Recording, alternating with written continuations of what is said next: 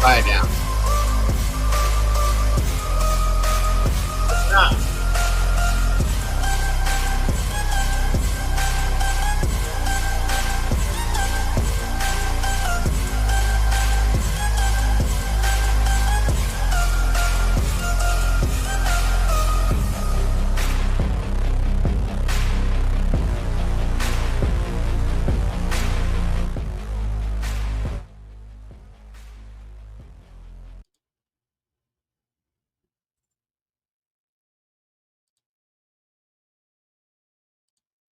Welcome back, everybody. Welcome back. Welcome back to the True Crime Cafe. Tonight, guys, we are heading back over to the University of Idaho. That I can tell is spelled wrong. As we've been doing quite recently, quite often. And why was the Frat the first to be looked at? And why aren't they being looked at now? That's an interesting piece to talk about, guys, because some of the things I've seen most recently, going back and looking at some stuff, I've been researching back into the old days, and that's something quite interesting to talk about. I'll tell you that much. So I'm glad you guys are here for it. Share it out and let everybody know what we're looking into. You're going to find this interesting, to say the very least. Please hit that like button. Make sure you share this out. Let everybody know what we're doing, meatballs. And that being said, you know where we're going. Let's do this.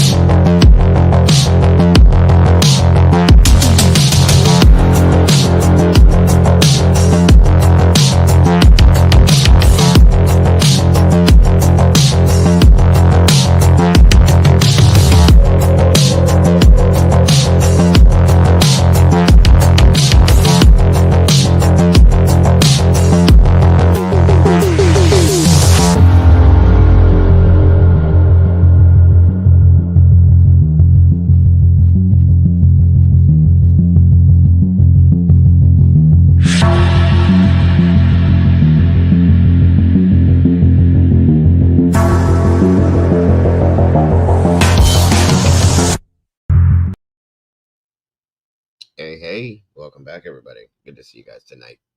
Thank you for joining me. As always, so very much appreciated.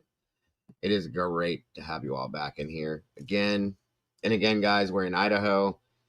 Well, for one, I've had many requests for this again. Everybody likes talking about it, so that's part of it. But even more importantly, I spent some time with my moderators after the show earlier today, and we do a lot of research, and we have a lot of think tanks and conversations about this case and other cases as well. We spent a few hours, guys, doing some research and some digging and going back to the old days and looking at some old stuff. And I'll tell you what, wow. I'm just going to say wow. There's some things that I saw and heard, and I've been saying since this stuff started coming back around again, that in my opinion, one of the best things to do is to go back to the beginning and to relook at some of the stuff that we've looked at, okay? Some of the stuff that we've heard about, some of the stuff that we know about, some of the stuff that's been out there that we maybe overlooked or just didn't think at that time that it had any relevance because of other stuff we're looking at. Well, folks, I'm going to tell you, it was like, how did I not understand this or see this or realize when I saw this what I was looking at that point in time? And it just blows my mind. If you take a whole bunch of little pieces of info that we've always known and you throw them into a blender and you push that button, holy shit, the things you can come up with, guys. I'm just saying. I'm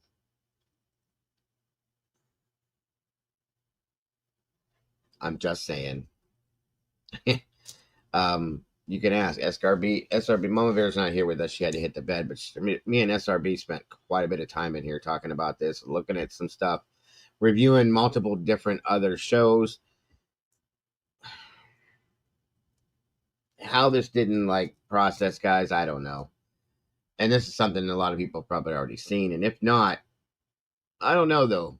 Okay, I'm just gonna put it that way. I don't know. It was quite interesting. That's all I'm gonna say. And I was just it kind of blew the roof off the top of my head for a minute. I'll just say that much, okay? And we the three of us were just kind of like, wait, what? Wow, that kind of feeling. That's what it was. So anyway, we'll get to that here shortly. I'm grateful to have you guys here with us tonight. 36 peeps in the house, 25 likes. Please hit that like button, guys. Share this out and tell everybody, hey, it's happening at Dago's right now. Let's see who we got in here tonight. SRBBBB. Thank you for being here. Josie West, wonderful to see you, dear. Always. Angel D in the house. Alicia J. Hey. Welcome back, dear. HP Pay Nightmare. Thank you for joining us. Love seeing the new faces, new names. We've got quite a few new subscribers, folks, or community members, as I like to call them. And just continuously growing, folks. We're about to hit 10,500. It's coming right around the corner. I'm grateful to see that. And thank you to all of you for making that happen. Bobby, old dude, welcome back, my brother. Good to see you. Good to have you here, my friend. Always a pleasure. Miss Esther Hahn in the house again tonight. Great to see you. Raquel, oh well, welcome back to you. Miss Jane, wonderful to see you again. Tracy, same to you. Great to see you tonight. Beach Babe, welcome back. Good to see you. Let's see. Let me see. Who else do we have to see? Let me see. Zakali's in the house. Welcome back, Zakali. Always a pleasure to see you, dear. Let me see. Romper Bomper, Stomper Boo, tell me true. I'm just kidding. What? Just kidding.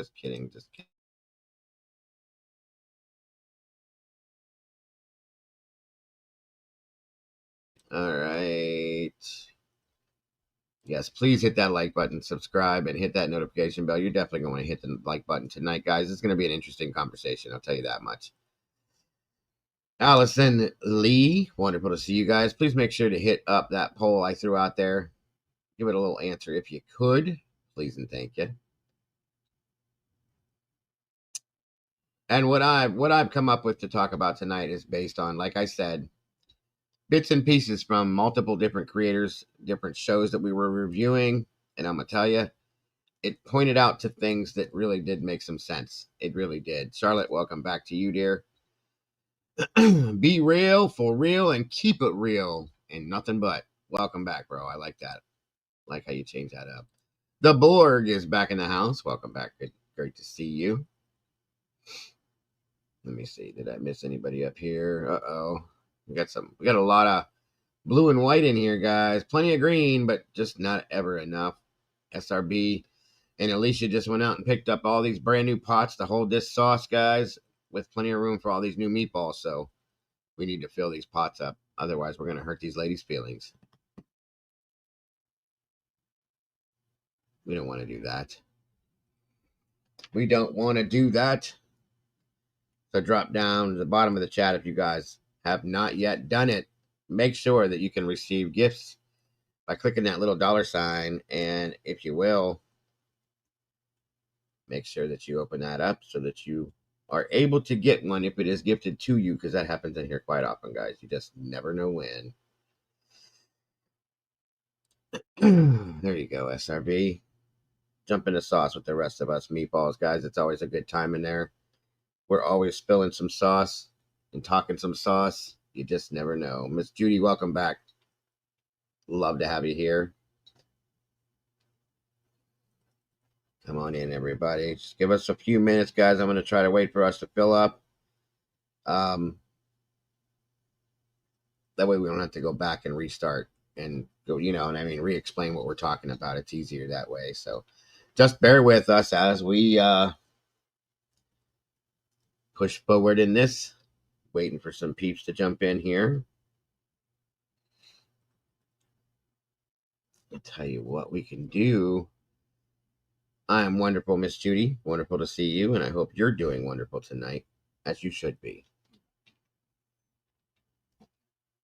Oh, we got plenty to talk about tonight, Angel.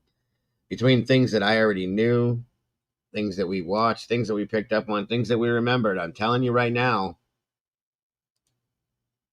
there's plenty to talk about tonight, for sure. Quite interesting what I've come down to, but what we come down to the basis of possibly being, uh, part of this situation. And it's just crazy to me. I just don't understand it. I don't understand how Brian Koberger is sitting there right now being charged for this, especially after this, what we talk about tonight.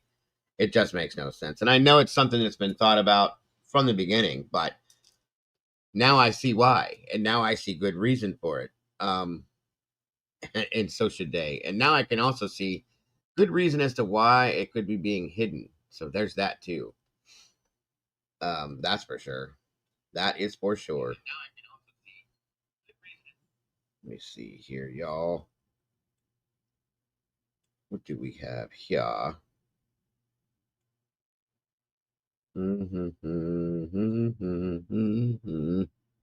Miss Tandy's in the house. Good to see you, Miss Tandy. Thank you for joining us.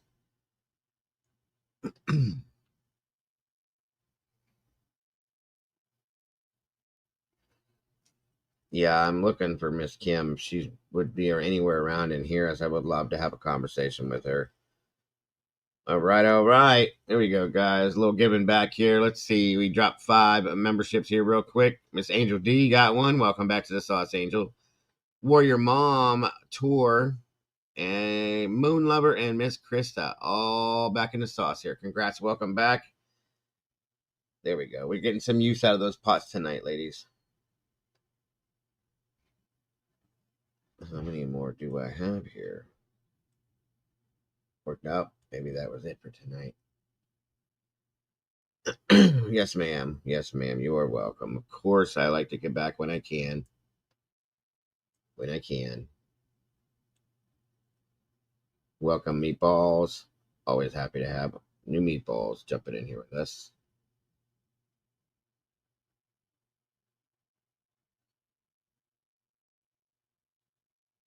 I think at the end of the month, I'll have some more new ones sent off to me and I'll be throwing out again.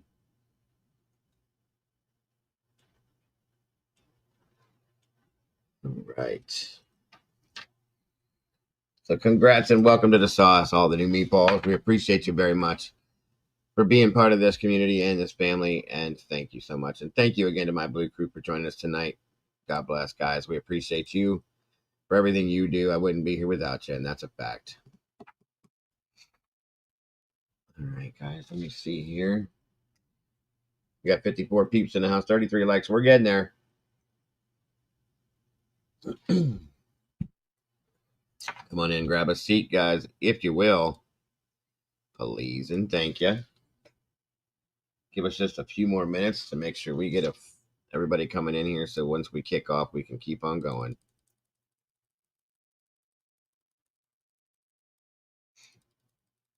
All stars in the house. Good to see you tonight. Welcome.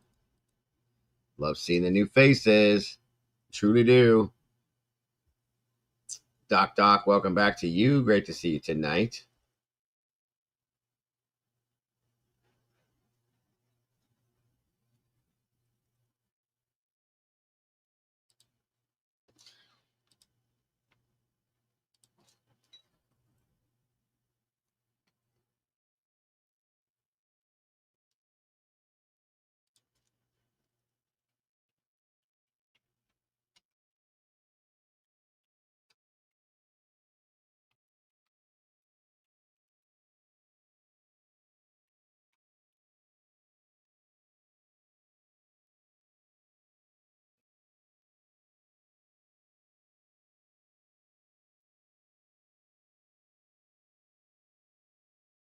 Yes, Miss Angel, you are a meatball. And we're proud that you are. Welcome back to the sauce, ma'am. I know you were here before, but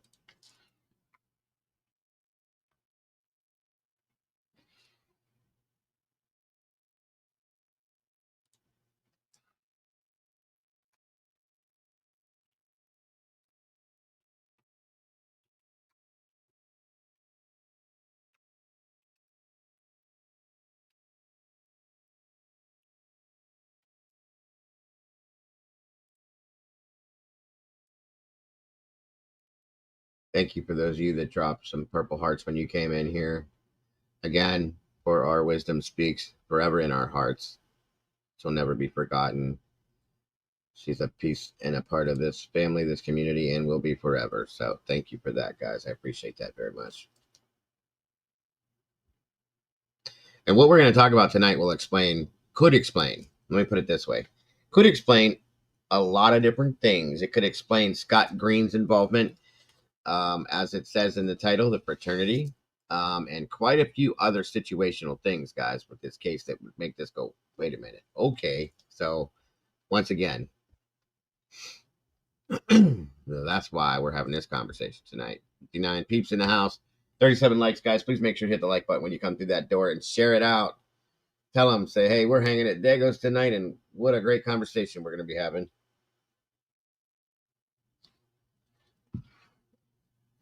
Somebody's eating some good stuff tonight. Bolognese sauce. Hey, can't go wrong there, Tandy. Love bolognese sauce. Come on in, guys. Grab a seat, if you will. Meat sauce. Yes, I agree with you, Esther. Me too.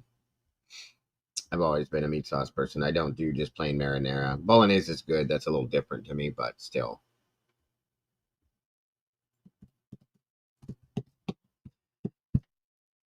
Tonight, I'm also going to be throwing some links out, guys, of channels that I want you guys to follow with, as well as always. The lovely Miss Lana over at Truth and Transparency. We're going to throw her link out here tonight. I would love everybody to check her out. Always, I support Lana from day one and vice versa. Lana does great things with her shows and the stuff that she's brought out with this case, and she deserves credit and then some. Oh yeah, the sausage too. Can't go wrong with the sausage, fresh parm. Amen. You're making me hungry as hell right now, Esther. Damn. I can't eat all that stuff anymore, but I sure as hell grew up on it. That's for sure. It is 9 p.m. Yep. Thank you, Miss SRB, again. And another channel, guys, that I want to throw out here. Amen, Bobby. Thank you for saying that, my friend. I believe wisdom will continue to speak through this channel. Bingo, Bobby. Amen. Forever and ever. As long as this channel exists, so will wisdom, period. Yeah, we don't need to be eating no pasta and stuff at 9 o'clock at night. I will say that much. Also, another link I want to drop out here, guys. I don't know if you followed it, but I got to give him some credit because I was watching him today, and it kind of opened my eyes up to looking into something else, and I was really interested in what he was talking about. So, the channel is called, I think it's Birdie. Is that the name of it, you guys? Birdie? It's up to you what you choose to do, but I like to support all creators because this is not easy to do. I was checking out his stuff tonight, and I was really, I think it was a show from yesterday. It was really interesting to me. So if we can throw his link in here too, guys, I'd really appreciate that. T2014's in the house. Welcome back. See what we got with all the things Frat, drugs, trafficking that has come out. It's hard to tell what might be connected. Well, T, after you hear this and we talk about this situation, I guarantee you'll be a little bit more comfortable with what we talk about. That's for sure. Yeah, Birdie's a really good dude. He's a newer channel, and he does a great job, I think. And I would love to see you guys supporting him. You guys know that I like to support newer creators and raise them up as they should. There's always got to be somebody that does it. I'm sure most people already are over there, but if we can throw his link in here real quick, guys, please and thank you. I'd appreciate you guys giving him a follow, checking him out, hitting the like button. He's been putting out some pretty good stuff from what I've seen recently. Believe it or not, there's a few channels I was surprised that I've been just watching, just because we hang out in our Discord, we talk about the case, we go back and we look at different channels to see what different channels offer on this, and I've been surprised. I've been real surprised. And you guys have the ability, the minds to be able to separate what's truth and not true and things like that, fiction and fact and all that kind of stuff. So please. All right, give me a minute here. Give me 1 second, guys. 1 second.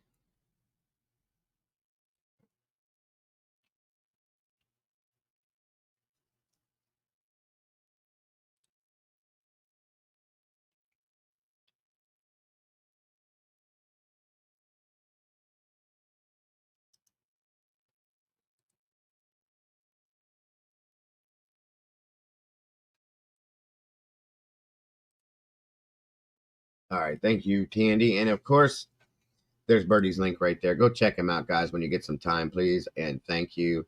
I can tell you right now, you will not be disappointed, I don't believe. And also, I want to drop Outcast link in here, as I always do.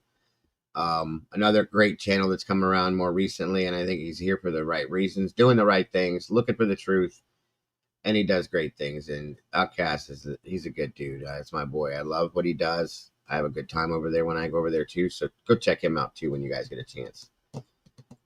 Exactly, Miss Angel. We have our own minds, guys. We can make our own decisions. We can do our own things. Thank you, Alicia J. These are 3 great channels, guys. I'm telling you, go check them out. You won't be disappointed in what you see. That's a fact. 62 peeps in the house, 43 likes. We're about to get moving here in just a minute, guys. I think anybody else will have to catch up. I will pin a link up here, as I like to do when we have these discussions. For anybody that would like to join me up here to voice your feelings, your thoughts, your opinions, feel free once I drop this up here. I think you guys will enjoy it. I always enjoy company, guys. Always enjoy company. I love hearing people's outright, their, verbal thoughts and feelings on these things. Typing is typing, but there's no emotion in it. And when we get up here and talk about it face to face, I think it's amazing, because then the emotion's there and the realism is there. So that's why I like to do that. Oh, bunk. Let me see here.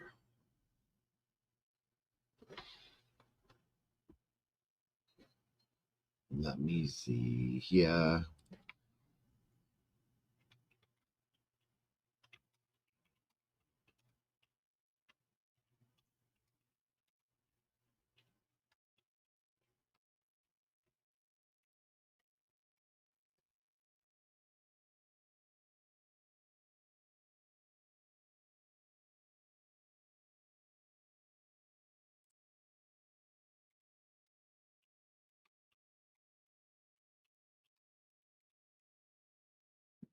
Let me see.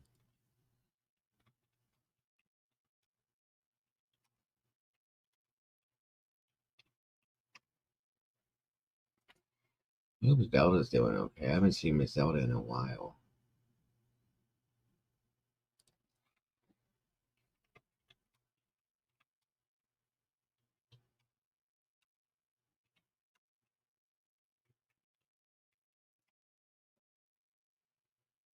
Let me see here. Show. Good Troubles in the house. And Stitches, welcome back to you. Oh, thank you so much for that, Miss Esther. God bless. 999 Super Cat says, I appreciate you, Dago. You know what? Not more than I appreciate you, and that's a fact. God bless you. I appreciate that so much. Kara Garrison, welcome back to you. That was so nice. So very generous of you, Miss Esther. Thank you so much. Again, guys, all tips, donations, any donations, anything are so very not expected. You don't need to do that when you're here, but we do more than appreciate it. It helps keep my show going day after day. So anybody that sends super chats, super stickers, Venmo, PayPal, Cash App, buys memberships, any of that kind of stuff, guys, please understand it's never ever expected, but we do appreciate you so much. I did speak to Eddie, by the way, for anybody that's curious and didn't know about it. Eddie's fine. He responded back to my email, said he's just been really, really busy. He is expecting to be able to pop back in here with us relatively soon. He does said he misses everybody. He's grateful that I reached out, and he's doing fine. So he'll be back here soon, guys. No worries. Misty Jane, welcome back to you. Thank you for joining us. Thank you, Esther. I try. I really do try. That's a fact.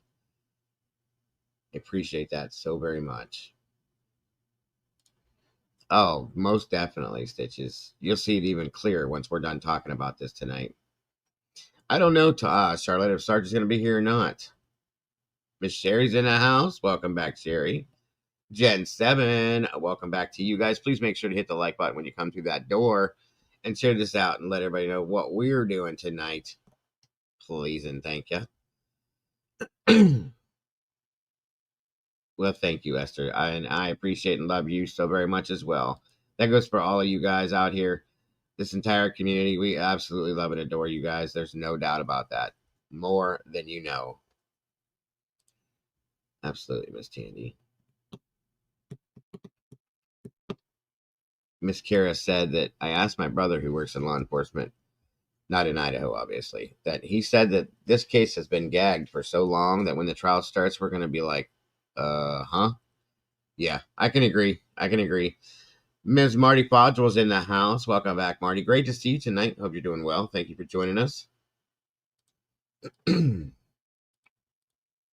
is great to see you all tonight, guys. Thank you again for joining us and taking some time out of your busy lives and your busy night to jump in here and have a little conversation about the Idaho poor situation that has been insane from day one and just gets worse and worse and worse every day. Every day.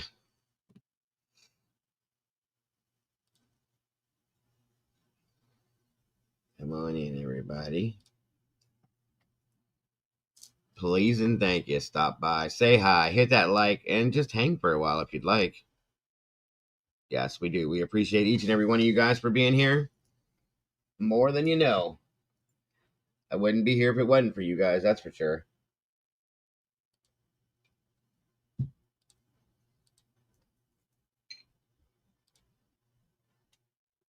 That is for sure.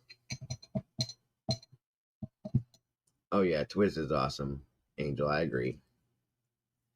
Twiz is awesome. Twizzle, for those of you that aren't familiar, his name is Twizzle Stick. He's been to the hearings, almost all of them for the most part. And when they moved out of the area, it took him a minute, but then he started going to those too. So, that's dedication. The dude drives. That's a distance for him to drive. He lives in Pullman, so I think it's 6 hour driving both ways. You got to love and respect that because then he comes back and he's got firsthand info and experience with that, and I appreciate that very much. I love talking to Twiz about this, and he's been involved from, like I said, from day one, and always has great insight and great thoughts on this. So yes, always appreciated Twiz. I wouldn't be here talking to you if it wasn't for Twiz. He's the one to help me to over the phone. We spent 8 hours on my phone building my computer. That was interesting. I'll say that much. So I love him for that for sure. Court, Miss Esther, there's going to be a hearing on the 18th. It's going to be a 50-50 hearing from my understanding. Half of it is going to be open to the public. The other half is going to be, off the record per se. Not off the record, but off camera. SRB, what are you doing? Thank you so much for that. 5 more memberships gifted out from SRBBBB. Thank you so much. Miss Bianca got one. Saltzilla got one. Susie G. Brooklyn and Brutally Honest received one. All right. Thank you so much, SRB, and welcome. And we got 10 new meatballs jumping into sauce with us. That's pretty awesome. And you're an angel, SRB. Thank you so much. So very generous of you. God bless. That's amazing. Thank you, thank you, thank you. Angel said, I knew Twiz before he was famous. Did you? I bet you did, Miss Angel. Thank you so much. And that was gracious. God bless. We appreciate that very much. I love it. And even the Blue Crew, our own team here, is donating too. You got to love that. You got to love it. They're bringing in new members. They want to fill up these new pots they picked up, guys. These are some nice stainless steel, beautiful new sauce pots, guys. We got to fill them with as many meatballs as we can. So, hey, I get it. I get it. Happy Nightmare. Happy Nightmare. That's what that means. I'm sorry. I said it wrong earlier. My apologies.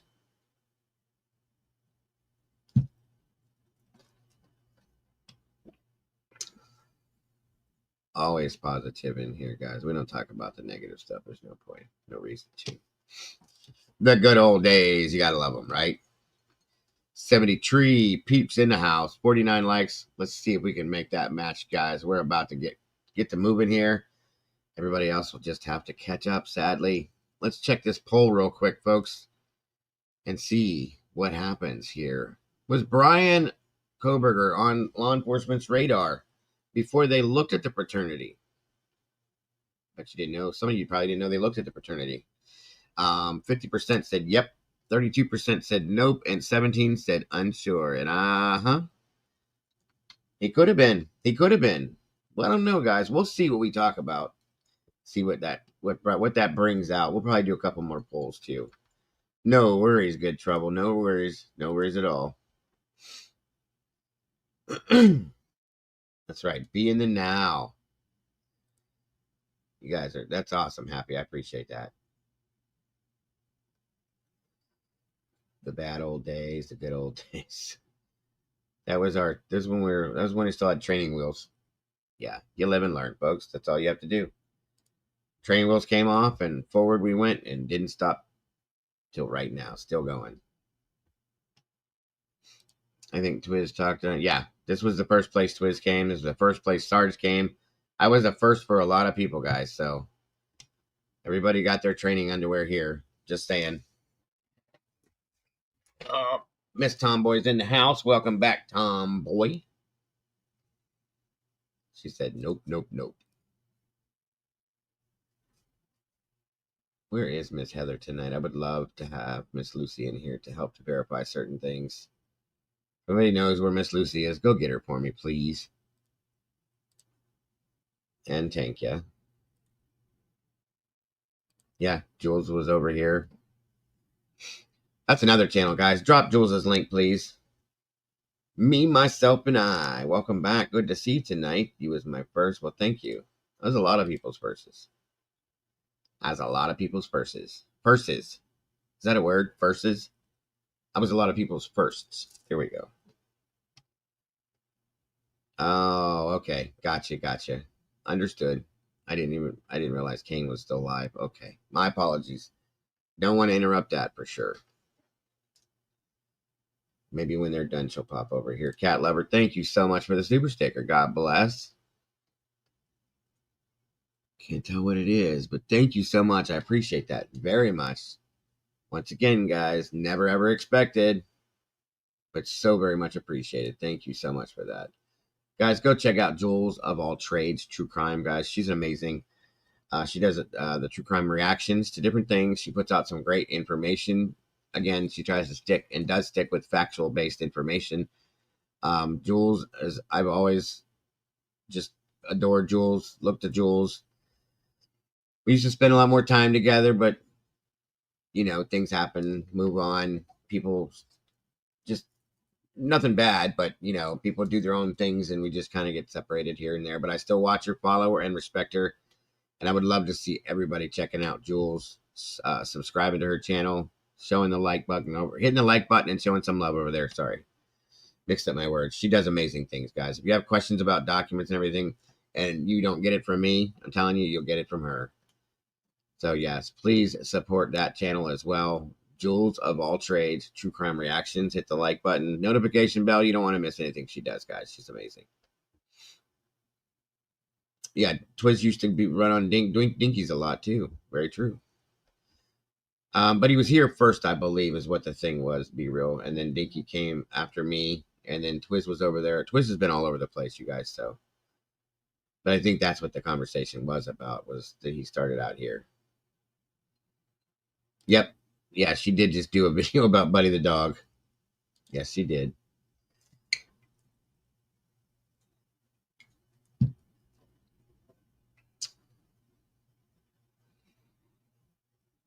The mods are the best in here. I've never seen anyone else with such kind welcoming. Thank you very much. Good trouble. And we are very proud of that. This community is amazing. That's not just the mods, but everybody in this community comes together are just amazing, caring, decent, very smart, open-minded people. And I love this community for that reason. I absolutely adore and love this community. I'm very proud of this community because of those things. So yes, grateful to all of you for that. Miss Paula, the positive one. Welcome to you, Miss Paula. Wonderful to see you. Scott's in the house, the metalhead from the UK, bro. Good to see you. It's probably like middle of the night for you over there, ain't it? It must be good if Scott's here. There was interesting info on Buddy she provided. Yeah. And it, again, has nothing to do with Brian. Nothing. To be honest with you guys, go check it out for yourself and hit the like over there for that video. But I'll be honest with you, it's a juvenile. That's why they have not released those records on that. She made great points with that. Has nothing to do with Brian Koberger, just like this case probably doesn't either. Just saying. Yep, we watched some of that too, Marty. Again, that's why I threw Truth and Transparency's link in here. Lana did a great video last night, and it was in regards to the roommate's text messages, and she made some sense with those. If you go check that one out too when you get some time, please do. Bobby X, welcome, my friend. It's 2:17 a.m. That's what I figured. It was pretty late there, so thank you guys for tuning in the middle of the night, guys. I appreciate it. We love our UKers over here, guys. We really do. Yes, Jules is the bomb for facts. She's very frank. Yeah, very to the point, and she brings facts, and she just tells it as it is, guys. And that's what I respect about her so very much. It is 9:18 p.m. here, yes. All right, y'all. We're about to get moving here. I'm going to be showing you different little pieces of stuff to make you understand certain things, but we're going to have a conversation first. Let me drop this in here first and get that moving. Nope, wrong one. Hold on. Hang on. Miss Jane, 217, another UKer. I love you guys. If your guys are from the UK, throw me a 1 in the chat real quick. I want to see how many we got in here tonight. Lots of people from the UK and Australia that come in here. I love it.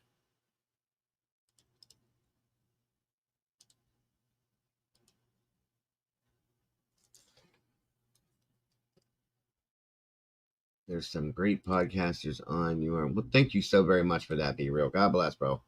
That means a lot to me. It really does. The compliments, you have no idea, are worth more than anything in the world to me, you guys. It makes me feel like what I'm doing means something. And why I'm here. And I continue to be here. That means everything to me. So thank you. Those mean everything. All the compliments and the nice things you guys say. God bless. Appreciate it. So I pinned the link in the chat for anybody that would like to join us up here as I have this discussion. You don't have to. But if you would, please feel free. Now, I have one rule for anybody that's new, that's not a regular here. I just ask you to hop backstage for about 3 seconds. Turn your camera on so I can make sure you're a real person. Show me your face. That way I can make sure you're going to come up on panel and show your face and not your waist. That's all I ask, guys. That's it. It's just for a quick second. You don't have to leave it on. Once I verify that, come on up, and the rest of the night, you're good to go. Ms. Deidre, thank you so much for that super sticker. God bless. Another generous donation. Again, folks, we don't expect this from you guys. You being here, supporting the channel the way you are is all that matters. But this, we absolutely appreciate. This is what helps keep us going to do this, guys. Otherwise, I wouldn't be here. This stuff got expensive. StreamYard and internet service and YouTube Premium, all that stuff you got to have to do this. It is not cheap anymore. They knew what they were doing when they put that stuff together. I'll just tell you that much. So thank you so much, Deidre, and all of you. Thank you. I appreciate that very much. It means everything. Thank you, Angel, for the hearts again. Let me see.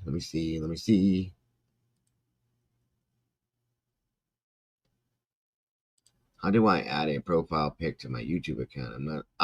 You have to upload it, Esther. Hard to explain. I'm more of a hands-on person.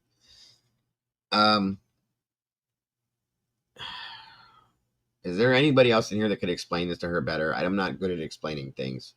My ADHD just doesn't allow me. It's very hard to explain. Let me think about a way to try to explain it to you, Esther, and then I will.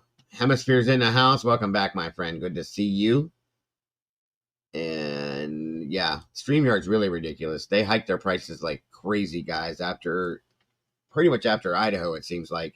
And all these other creators started channels through the roof. When I started off with, they were free. StreamYard was free. Then it went to $28 a month. And to get a good plan now, they want to charge you $100 a month. It's crazy.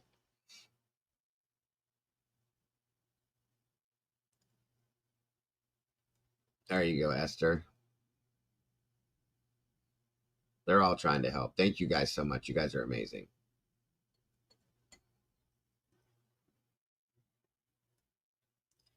You just need to go to your YouTube profile, which is in your settings.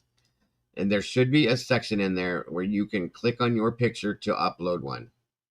That's true. SRB said go to main page, then settings, and click your profile. Yes.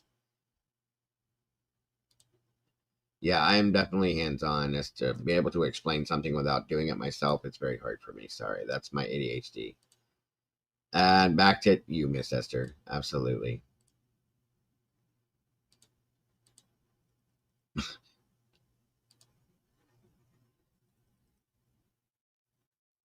Oh God, here we go with the hand thing. Yes, I do have a hand fetish, guys. I love hands. Whatever. Whatever. I don't like feet though. Keep the feet away. Hands and nails, I love them, but the feet, no. Don't ask me why. It's just always been a thing for me.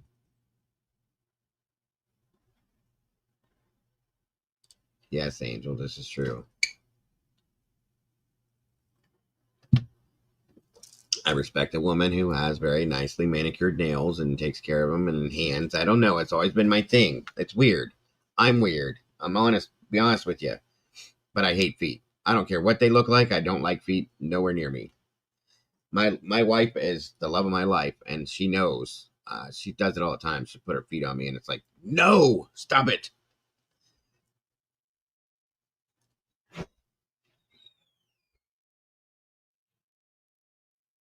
Miss Teacher says, I always appreciate you guys. It would have been easier and more money to go with MSM narrative, but you stayed curious and independent. Yes, ma'am. Yes, we're all a little weird, guys. Otherwise, it would be boring. That's absolute fact.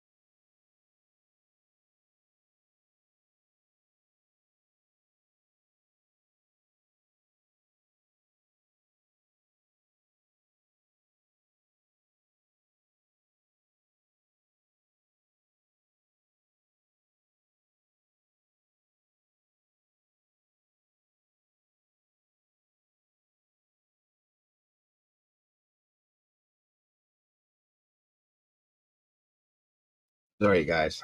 Sorry, I'm going to get something started here.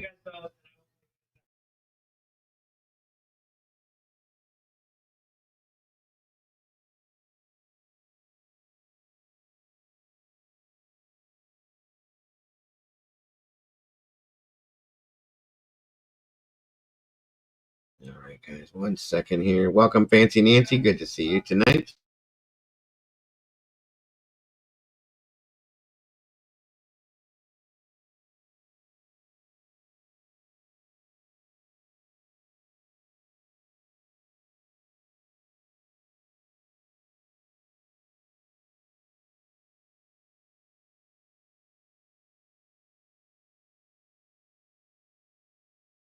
All right, let me jump this up here. We'll start here. Now, you guys have all probably seen this 300,000 times. There's a reason why I'm showing this. That's kind of wild there, Miss Esther. I don't need to do all that. I just like to look up them. That's all. All right, so let's get moving.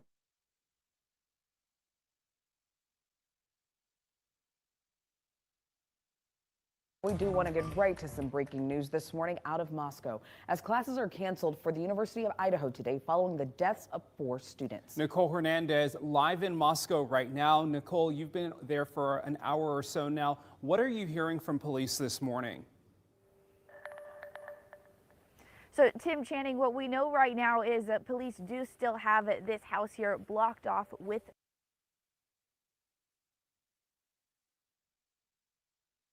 Just want everybody to know this was put out November 14th, 2022. That's when this video came out, guys. So just so you Crime tape investigating here. We have one person also kind of manning the scene, making sure nobody messes with the area. But what we know is yesterday, this house right here is where police found 4 bodies. And later that day, University of Idaho confirmed that they were U of I students there. So take a look at this breakdown here of the timeline that we have of how things happened. About 1 p.m. we heard reports of a murder investigation, or excuse me, homicide investigation near the college campus. An hour later, the school put out an alert on social media. It said Moscow PD is investigating a homicide on King Road. They asked the community to stay away from the area and shelter in place as a precaution. Around 3 in the afternoon, Crime 2 arrived in Moscow. Neighbors said most people living in this area are part of U of I Greek life or are students. At around 5 in the evening, the Moscow Police Department confirmed they had found 4 people dead. But it wasn't until late that night that they confirmed the victims were students. The University of Idaho also said Moscow police do not think there's any active threat at the moment as they continue their investigation. And again, classes are canceled today for University of Idaho students. They will resume classes tomorrow. In Moscow, Nicole Hernandez, Crime 2 News. Now, last night, the University of Idaho released a statement. President Scott Green says, in part, an event of this magnitude can understandably have significant impacts on those left behind. As vandals, we must come together and lift each other up. He also is letting students know that there are several support options available, including drop-in counseling. Well, we will continue to follow this developing story here on Up with Krem. You can also find the latest information on our website, krem.com, and inside the Krem 2 app.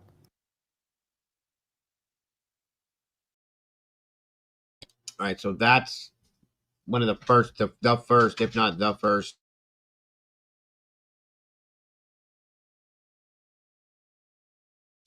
news broadcast that was put out on this.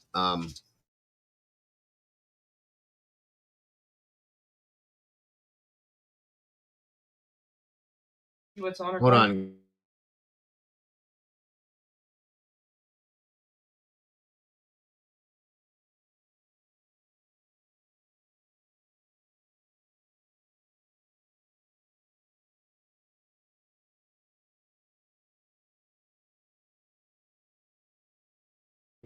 All right. Let me see. Yeah, that's interesting that was brought up here. Who just said that? Caden's driving me nuts tonight. Sorry, guys.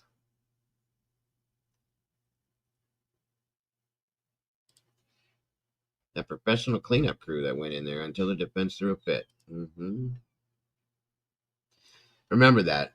Professional cleaning company. Keep that as a forethought. Afterthought. Whatever you want to call it, thought.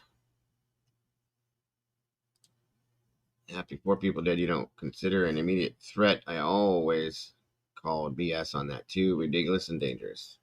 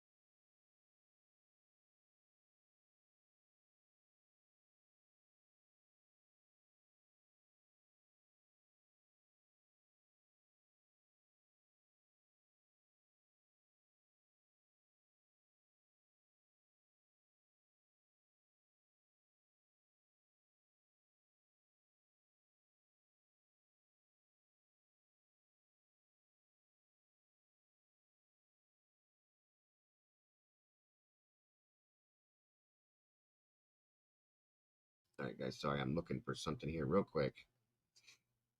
I want to find... Oh, 1 minute here. It can actually work for me. Sorry, guys, I've been having, like, internet. Okay, now we're going to jump to this here real quick, and then I'm going to get into why. All right, this is another thing Creme 2 put out. This came out November 19th. Won't know that for certain until the autopsy report comes back and she can make. All right.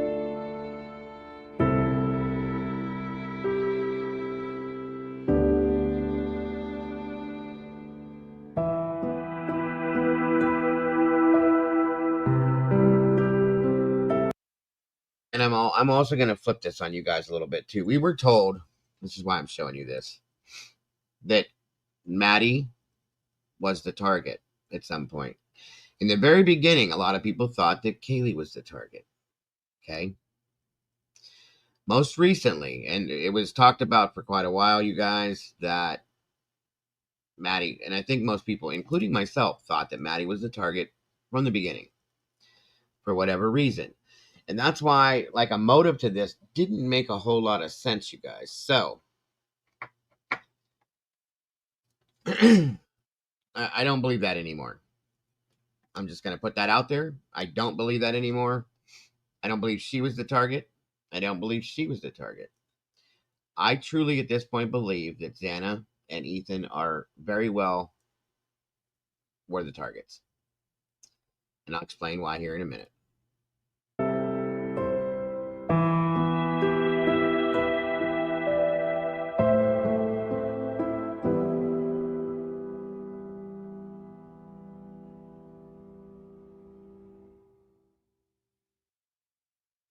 I've been here in Moscow on scene since about 3 p.m. Since I've been here, I've watched Moscow police cars come in and out of this neighborhood, where officials found 4 people dead.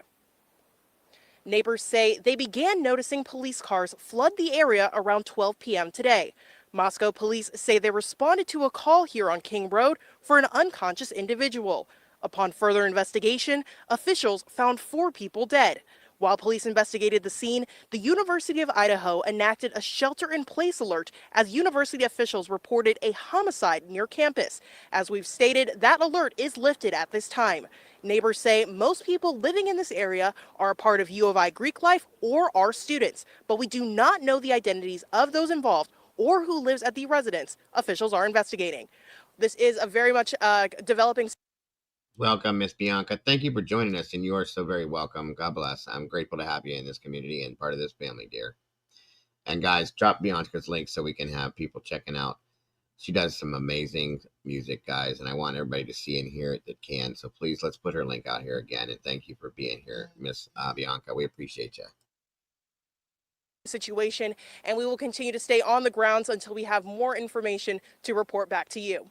Until then, in Moscow, Janelle Finch, Creme 2 News.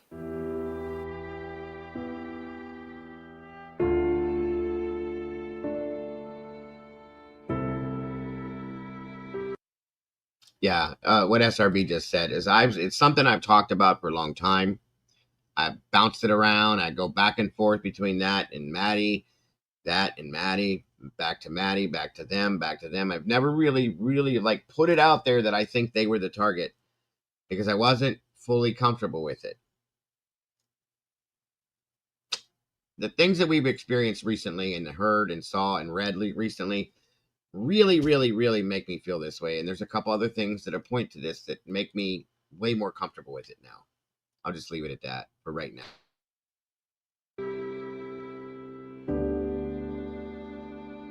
So police still have this house here near University of Idaho taped off. This right here is where officers found 4 bodies yesterday. We now know the names of those 4 students. They were 20-year-old Ethan Chapin from Conway, Washington, 21-year-old Madison Mogan from Coeur d'Alene, 21-year-old Kaylee Goncalves from Rathdrum, Idaho, and 20-year-old Xana Kernodle from Avondale, Arizona, and they were all University of Idaho students. Here's a breakdown of the timeline from what we know so far. Around 1 p.m., we heard reports of a homicide investigation near the college campus. An hour later, the school put out an alert on social media. It said Moscow PD is investigating a homicide on King Road. They asked the community to stay away from the area and shelter in place as a precaution. Around 3 in the afternoon, KREM 2 arrived in Moscow. Neighbors said most people living in this area are a part of U of I Greek life or are students. At around 5 in the evening, the Moscow Police Department confirmed they had found 4 people dead, but it wasn't until late last night that they confirmed those victims were students. The university also said Moscow police do not think there's any active threat at the moment as they continue their investigation. Classes for University of Idaho students are canceled for the day. They say they will resume classes tomorrow. In Moscow, Nicole Hernandez, KREM 2 News. Moscow police responded to King Road for a call about an unconscious person Sunday afternoon. When police arrived, they found the 4 deceased students inside the home. This morning, the city of Moscow and University of Idaho identified all 4 U of I students. Freshman Ethan Chapin of Conway, Washington, was a member of the Sigma Chi fraternity. Zaina Kernodal, a junior from Post Falls, was a member of the Pi Beta Phi sorority. Madison Mogan was a senior from Coeur d'Alene, and Kaylee Gonsalves was a senior from Rathdrum. This is a pretty traumatic situation for our campus community. Dean of Students Blaine Eccles says, Now I'm going to come back to this video here in a little bit, you guys. I'm going to show you something else real fast. Just hang on. Hang with me on this, please, and thank you. 1 minute. We did this not too long ago. Hold on.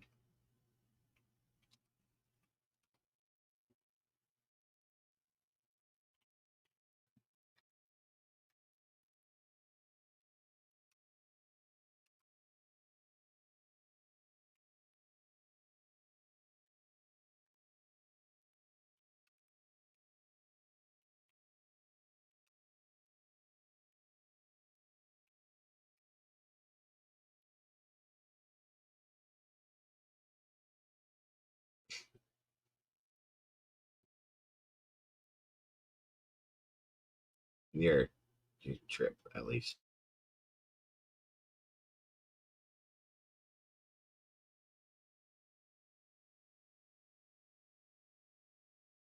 Loading up, guys. Loading up. Hold on.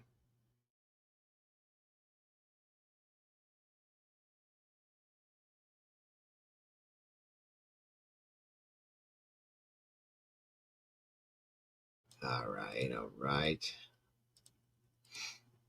I want you to pay real close attention to this. We've covered this before a couple times, but I want you guys to pay close attention to this, and there's reasons why, and we'll get to that. Tonight, we are in front of the Moscow Police Department, and you may be asking why. It's been about 3 weeks since the horrific stabbing death of 4 college students at the University of Idaho. 3 weeks since we lost Zaina, Maddie, Kaylee, and Ethan. 3 weeks and still. This was December 4th of 2020. Oh, shoot. Hold on. Yeah, December 4th of 2022, guys. Just remember that, too. Police have no suspect or person of interest. The community has been left in limbo, left with more confusion and more questions. We are on the hunt for answers for them. Moscow deserves answers. The students of the university deserve answers. These 4 young, innocent victims deserve answers, and so do their families. So let's start there. Joining me now on set, the parents of Kaylee Gonsalves, Christy and Steve Gonsalves. Thank y'all so much for being with me. You guys have been so transparent and strong for the public. Christy, you called the person that did this the boogeyman. Yeah. What did you mean by that? It's literally like what nightmares are made of. Like when you're a little kid and you think of the boogeyman, that's just how I feel. Like that's just the horrific details of everything. Them just having a good time, going home and going to bed, and this happening to them. Your best friend crawling into bed. Just crawling in bed. Every and girl the in boogeyman America comes. knows what that's The like. boogeyman doesn't, meet you at McDonald's. I mean, the boogeyman comes and snatches you out of your. Welcome, Phil. Great to have you here, dear. Always happy to see you. I will bring my latest big picture theory to you in long form. It will most certainly raise eyebrows. Prepare to open your mind to new common sense outlook on this. There you go. Thank you, Phil. Always love to hear what you have to say and always love to have you here. So thank you for joining us once again. You guys can't hear it? Hold on. Some of these are low. You might have to turn them down. I'm sorry. Or turn them up, I mean. I'm sorry. Make sure it's all, yeah, it's all the way up, you guys. Let me double check one more thing.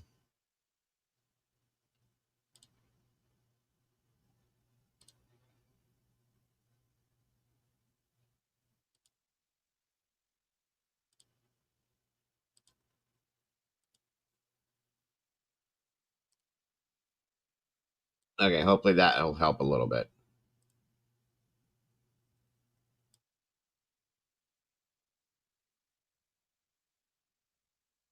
Your bedroom. Steve, we've been talking. I've been talking to folks in the community. You said something that stuck with me. You said, until this person is caught, you can't sleep in your bed. No, I can't just lay in my bed and do nothing. That's not the way I raised my family. That's not the way I raised my girls and my son. You don't be a victim. You stand up for yourself and you do everything in your power to make sure people hear you. And they're gonna hear Kaylee. They're gonna hear Maddie. They're gonna hear these. The other two as well. Yes. Oh. I'm careful saying anything about them because I need to be careful because I can't speak on somebody else's child. But these two girls, I'm not trying to be a glory hound, but these two girls, I'm going to do what I can do. And we're not being victims. We're going to fight. We're going to figure out how to make sure that we hold everybody, accountable, and we keep eyes and attention on this and get this thing resolved. Steve, you have made it very clear to our audience that you are supportive of law enforcement. You support the investigation. But recently, I've been watching and talking with you, and you're getting frustrated. Where does that frustration come from, sir? They put certain people between you and the officers that are making things happen, and those people are like lawyers, and they don't want to say anything, and they don't have the guts to come up and be alpha and be like leaders and say, hey, we might say something that's wrong. We're going to take that hit. So the officers, they look me straight in their eyes. The lead detective looked me in his eyes. I have no doubt he's working as hard as he can. But somebody isn't communicating. There's nothing being released. It seems like they're trying to suppress the story. We want to put rewards out. They're like, don't do that. Yeah, I get it. Your town doesn't want to have reward posters posted all over when you come and you do your rush. You're not going to get a lot of students if they see those things. But this community is not going to heal until this guy's pulled off the streets. It ain't going to happen. Think it through. It's not going to happen. He has to be off the streets. We all are working for the same thing. When was the last time y'all heard from the police? Thursday, we looked at our phone records. We want to be accurate. We don't want to sell anyone out. about 3 o'clock on Thursday. And did y'all get an update from the police about the investigation? There was nothing. We have no updates for you. There was no update. They needed me to sign a waiver form so that they could investigate something. Some mail. That was mail related. So we're working with them. We're not selling them out. We love our law support. The FBI, everybody that's here. We just have no information as family, and it's tough day after day after day. I mean, every day you just wake up and think today's the day. We're going to hear something, and you see these, there's a break in the case, and it'll just be something stupid. The sixth person on the lease that was never there. Stop playing games. This is serious. These are people's lives, and this is the future of this community. There's going to be 10,000, 15,000 kids that come into this community next year, or they don't.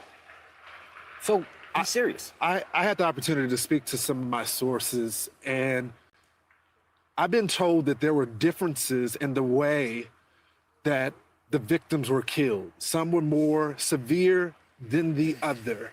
And this week we heard the target attack walk back and then reverse it back to it being a target attack.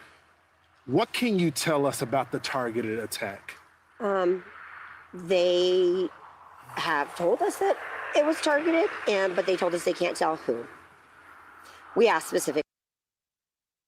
Okay, remember that from way back then. They told us it was targeted, but they can't tell us who. Remember that. And they said, we'll try to get that information to you. And they got back to us a day or so later, and they said, we're sorry, we can't give you that information. But then a day later, we saw in the news that it was not targeted, or they think the whole house was targeted. But I'll cut to the chase. Yeah. Their means of death don't match. Maddie's They don't. and Kaylee's cause of death, it does not match based on the autopsy report. They don't match. Would indicate that one of them. He doesn't have to may go have up been the a target. steps. Let's stop playing games, guys. I need somebody to step up and be an alpha. Be somebody to be a leader. Don't make me do it. I don't want to do it. Games, guys. I need somebody to step up. But I'll cut to the chase. Yeah. Their means of death don't match. Maddie's They don't. and Kaylee's cause of death, it does not match based on the autopsy report. They don't match. Would indicate that one of them. He doesn't have may to go been up the a target. steps. Let's stop. Based on the autopsy report. They don't match. Would indicate that one of them. He doesn't have may to go have up been the a target. steps. So not only do I think that Steve was referring to not just Kaylee and Maddie's wounds not matching, but Kaylee and Maddie's not matching to Xana and Ethan's. We also know that those two, Xana and Ethan, were killed simultaneously. And Steve said it here. He doesn't have to go up the steps. I know we all remember that. And he says it with some emphasis, okay? He truly feels strong about that. This was then. And there's other things then that all just fall in place with this, okay? Just remember that. Cause of death, it does not match based on the autopsy report. They don't match. Would indicate that one of them. He doesn't have may to go have up been the a target. steps.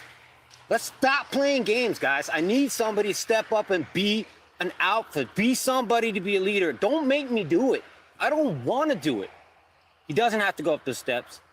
Their points of damage don't match. I'm just gonna say it.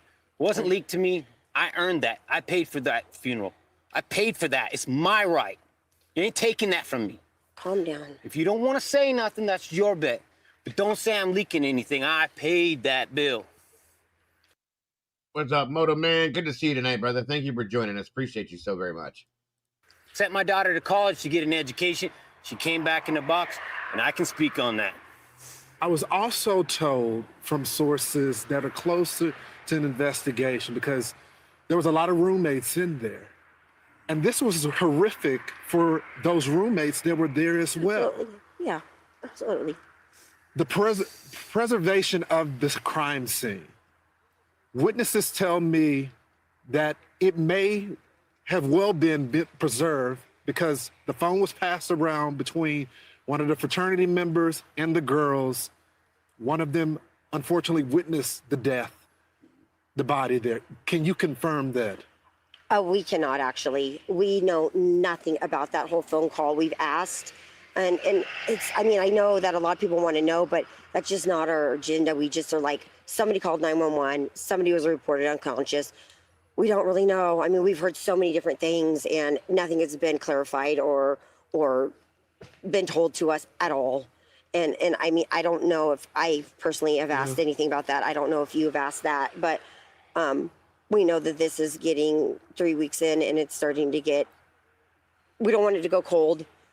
We're reaching out. I've reached out to friends down in California today that have connections that we're hoping to raise some money to get a reward, to get a private investigator. Third party. Why go the I used to say I could agree with you on that, Scott, but tonight you'll see why I don't. private route? Do y'all worry that at the end of this week that this case may be 100%. cold? We're scared. When you We're tell me you scared. don't want a photo up there with the reward offering information, that kind of sounds like you're trying to like suppress the story. I mean, why do you not need help? But hey, I could be wrong, and your officers, I apologize if I'm wrong. Yeah, I want to. absolutely. Please forgive me. Please forgive me. But if you don't have the information, people do know If they don't, then, you Give know, us the something. community, this is a community that is IT based. These guys live a digital footprint like we've never. All of us older people, we don't know how much that digital footprint could be helpful. So that's what we asked for. I hope like a DNA, a family lineage, if they could come out here and just start taking, this town is not that big. We could figure out this, and it might not be him. It might be a family member. We have family all going to the school together. You know, there's cousins, there's aunts, there's uncles. We could find this guy just with volunteers. Lineage companies were, Put Idaho on the map. Christy, Steve, we're going to stay on this case. Thank you. We're not going anywhere. Thank you. You guys have been candid with us. We'll keep asking questions. Their means of death don't match. Maddie's They don't. and Kaylee's cause of death, it does not match based on the autopsy report. They don't match. Would indicate that one of them. He doesn't have to may go have up been the the target. steps. Let's stop playing games, guys.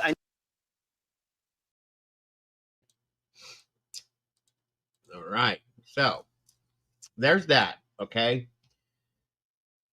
Everybody wondered back then, and I just noticed something here that reporter, on December 4th of 22, seemed to know all about the 911 call. He just described what we've heard from the 911 call now, 2.5 years later. He seemed to know about it back then. That's interesting to me, but okay. Anyway, that's a new piece of info I didn't get before.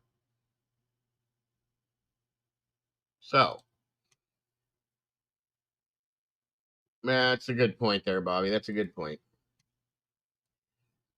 So anyway, that being said, guys, we're going to jump ahead now, okay?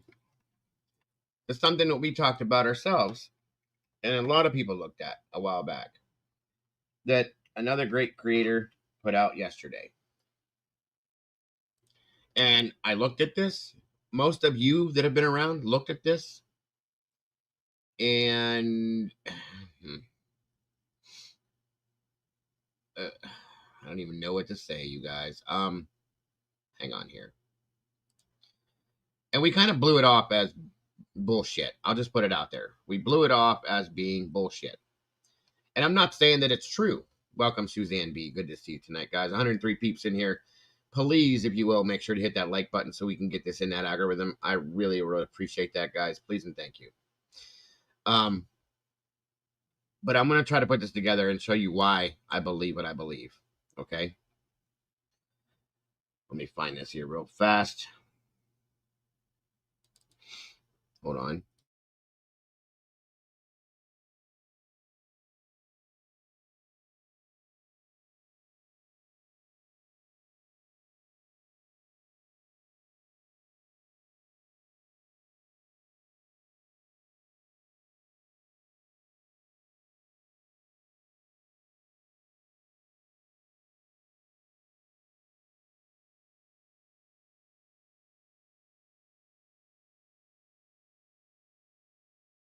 All right. Done one. Welcome. Good to see you. Let me see. All right. Anybody else I missed in here, I will catch up with you. Thank you so much for joining us tonight, guys. I hope you're doing amazing. God bless and much appreciated. Great to see you. So, like I said, something was brought out about this 2.5, almost 3 years ago, okay, that we're about to talk about. A lot of us looked into it. It was really disgusting stuff, guys. And it was just like, and I think most of us were like, wow, really? Like, come on. And we were told, don't rely on that. It's an unreliable source. It's an unreliable platform to follow, to look at, to feel comfortable with, or to even think about believing in, right? Okay, I'll give it that. And I did that. We kind of walked away because I tried to stick with factual information, guys, because that's what it's about. It's, the important side of things is factual, but truly within this case at this point now, what is factual information? Because the court documents have even turned out to be bullshit, folks. So we don't really truly know anymore what's real, what's not, what's true, what's false, whatever, That's a problem. When the PCA, the main document for the case, turns out to be garbage, that's a problem. So remember that. So anyway, I dropped his link in here. The channel's called Birdie. Okay.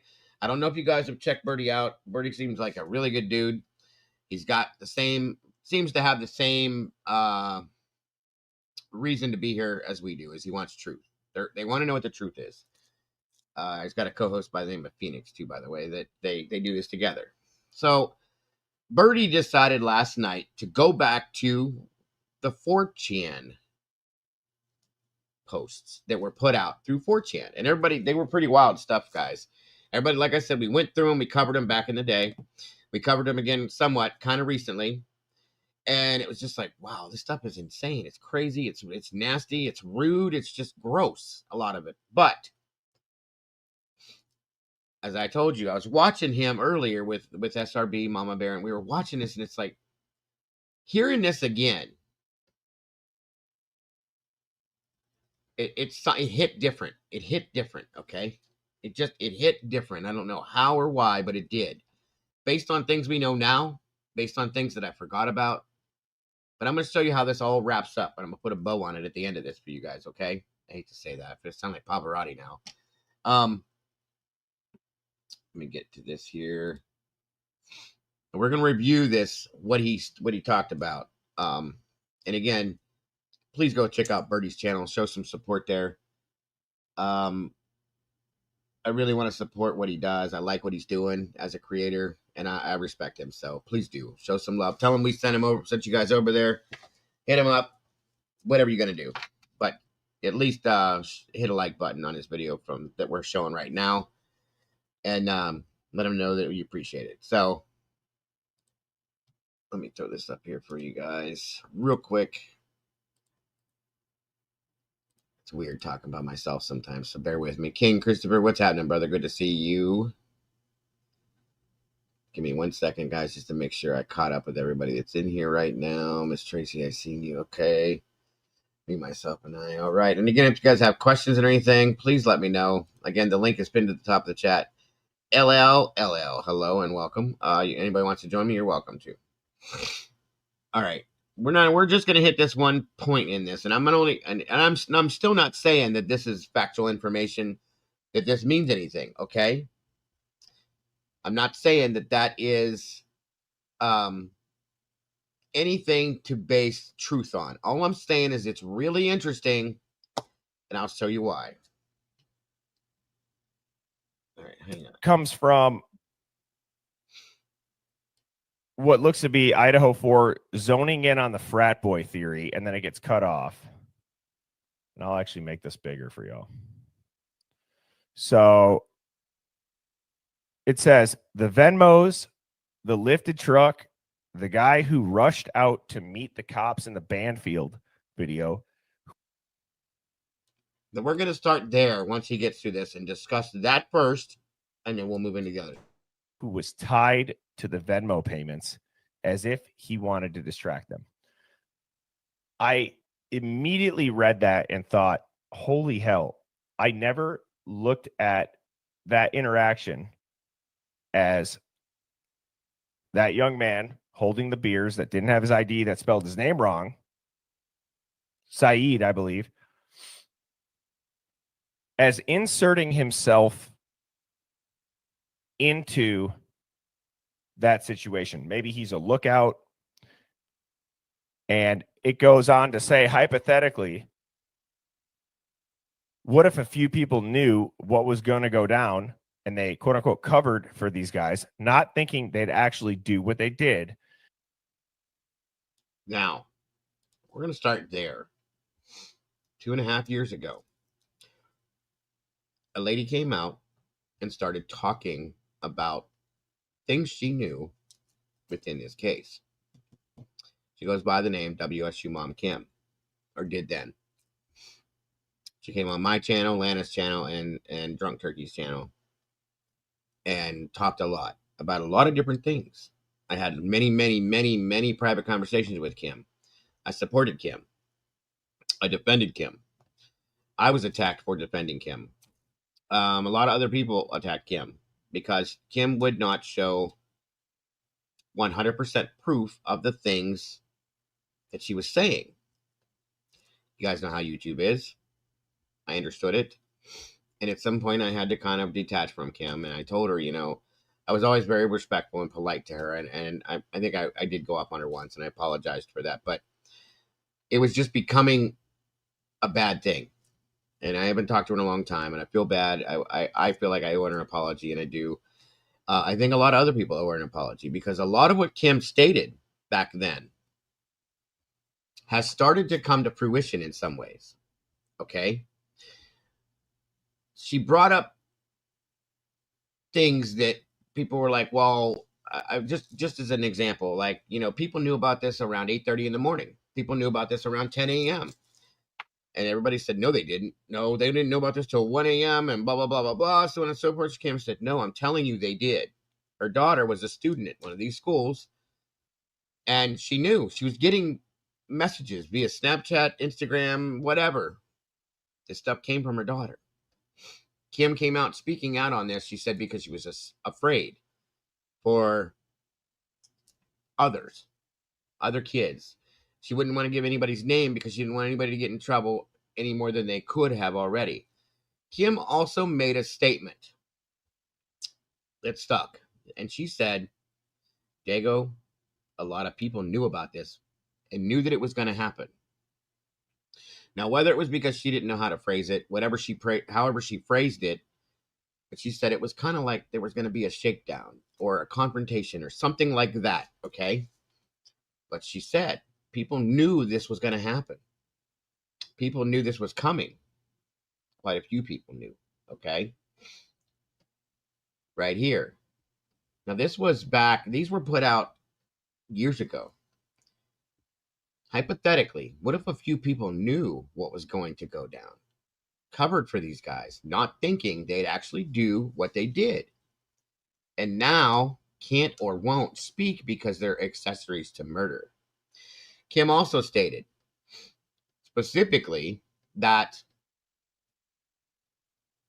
when I asked her, and a couple other creators asked her when we talked to her, how did these people know about this so early in the morning? She said that the social media apps everybody was using was like Snapchat and Instagram and stuff.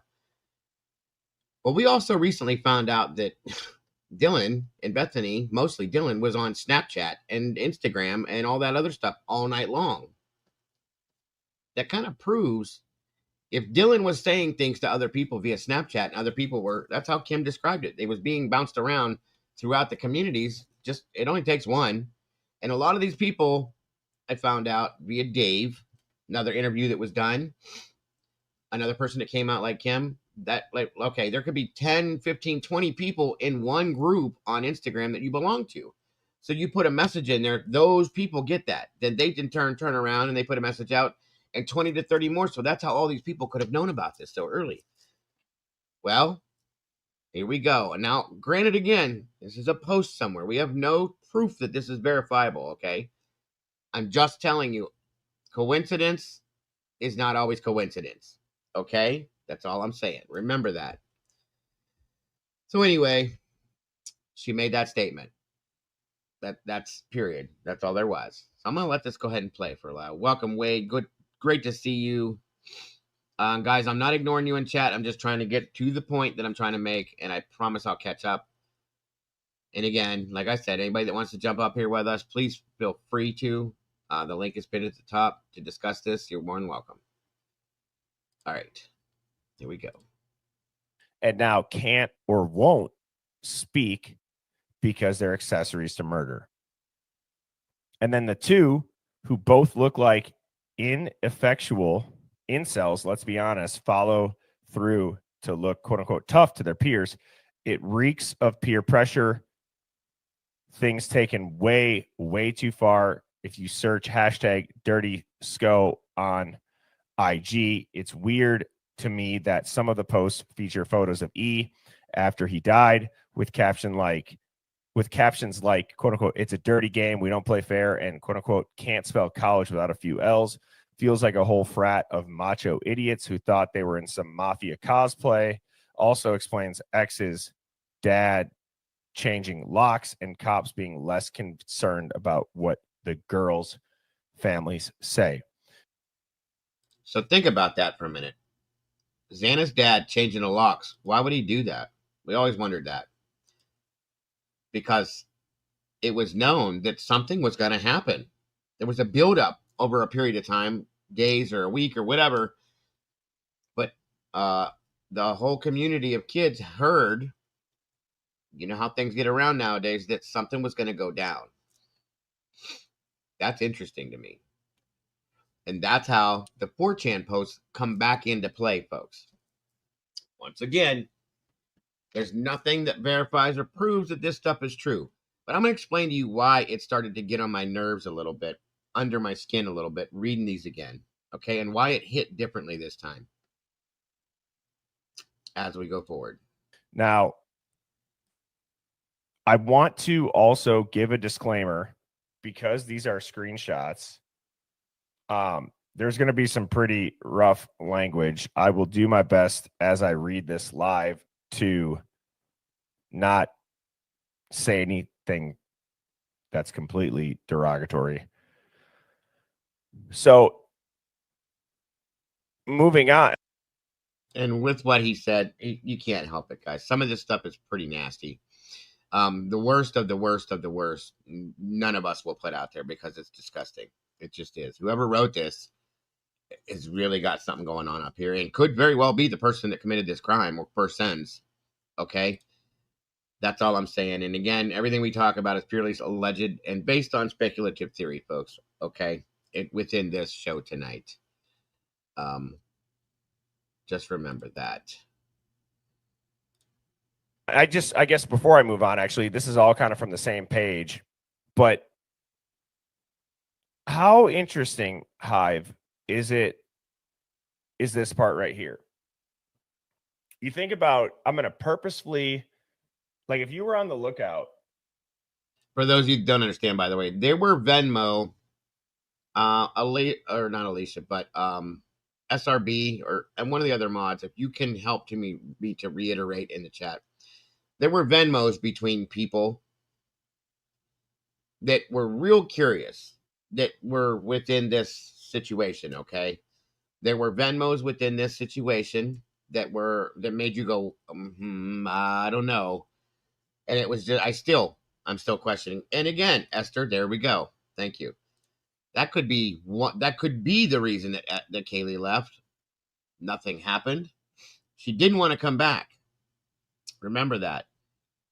Dylan gets her, talks her into it. She gets the new vehicle, and she's like, you know what? Whatever. Nothing had happened. She blew it off, obviously, maybe, or whatever. Didn't think it was that serious, and she comes back, and guess what? That was interesting. Very good point there. And thank you again for dropping that link to Birdie's channel, guys. So, now, once again, let me go back to something real quick. Saeed, the guy with the caterpillars for eyebrows that everybody called out like, what the hell? And I've never paid much attention to the Banfield stuff, folks, because I just tried to stay away from the dramatized stuff and all this. But something became interesting to me tonight that I wasn't even thinking about before. Okay? Welcome, Miss Rissa. Good to see you. 117 beautiful people in the house, guys. Please make sure to hit that like button as you come through that door so we can hit that algorithm and the whole world can see this and know about all you beautiful people in here having this conversation, because that's what it's all about, guys. So please do that if you will. So yeah, we see the Banfield situation go down. I'm just going to hit on this real quick. We see the body cam footage start off. I should have showed you that first, but that's okay. You guys already have that ingrained in your brain so many times, right? Here comes Saeed out of nowhere, jogging across the street. The cop's like, yo, what's going on? And it was almost like he approached the cop, okay? Like he was coming there on purpose, carrying a couple beers. Who are you? What's going on? And there's a distraction immediately. And then we got the other guys. They were headed back to the frat house, the Sigma Chi frat house, just so you guys understand, because they're part of the Sigma Chi frat. Ding, ding. There's one. Remember that. They spent, Jesus, guys, how many? There was, Saeed was the main first one. He lied about his name and things like that. I mean, it was just strange. And they were there for, I don't know, 45 minutes? 45 minutes or something like that. And it just seems strange, but whatever. Whatever. But it could have been. If you wanted somebody to pay attention to something different than what they could be paying attention to, think about it. A distraction's a distraction. And I'm not saying this is a factual piece of information, but they were from the frat. They're frat. There's frats all over that place, but that's just part of what this is. Just think about how you would distract some police officers on a campus like this. Is run around with beer in your hand. Like, that's kind of just dumb to me to go out purposely carrying alcohol in public. I just like, why would you even do that? And I said that then. What are you doing? Like, that's dumb. But okay, whatever. So those two were completely enthralled with what was going on in that field for at least 45 minutes. You're good, Alicia. Do what you got to do, dear. But how many of the people that would be involved could keep their mouths shut this long? Well, I don't know. It depends on what it's all about, Kara. What could happen? Think about something. If you were involved in something that could either give you the death penalty or put you away for life, how long could you keep your mouth shut?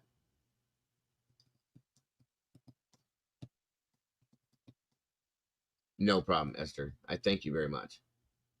Just saying. Just saying. Thank you, Miss Tandy. Think about that, though. All right, on we go with this.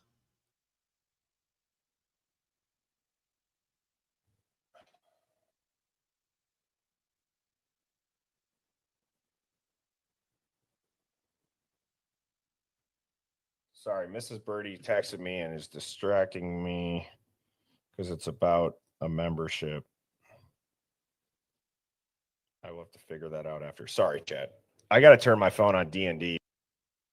And that's okay. That's okay. Just let that go for right now, Moonlit. And just forget about that for right now. We're going to think about this right now, and then we'll go back to that later. Don't worry. Because of my ADD brain, it's like I see a text come in and I'm like, now I have to read it. So I'm sorry about that. And remember what I said when Sarge brought that guys to you about that 417 thing? Just remember that I said it could have started as a shakedown or a confrontational thing earlier than that, and then just ended at that point as the violent process progressed. Remember that. I did say that when we talked about that the other day. Okay. I do find it odd that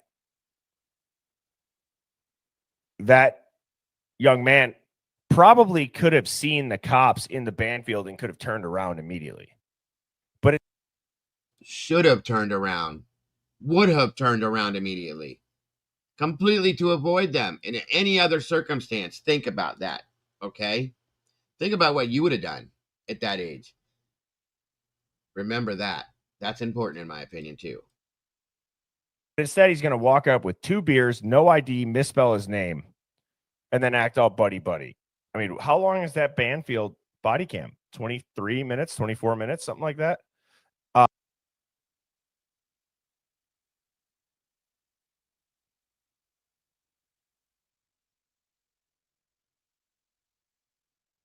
Sorry, I was muted. But yeah, think about that. Why would he go straight on for that officer with beer in his hands, knowing they're going to stop and ask him for his ID, knowing it's going to take some time? Any one of us at that age would have seen them and said, nope, spun around and went right back. And also think about what he said when he responded to them. If we need to, I'll go back to the video for you guys to show you. But I'm just telling you, I could probably do it in my sleep now. Great point, though, Charlotte. Phoenix, I sent you the link a couple of times. I don't know if it's coming through here. It's been in the chat. I will do it again. Here you go. Anybody's interested in our merch, there you go, guys. There's a link for it. We don't push it too often, but it's there if you want something. Pretty cool stuff, too, so check it out.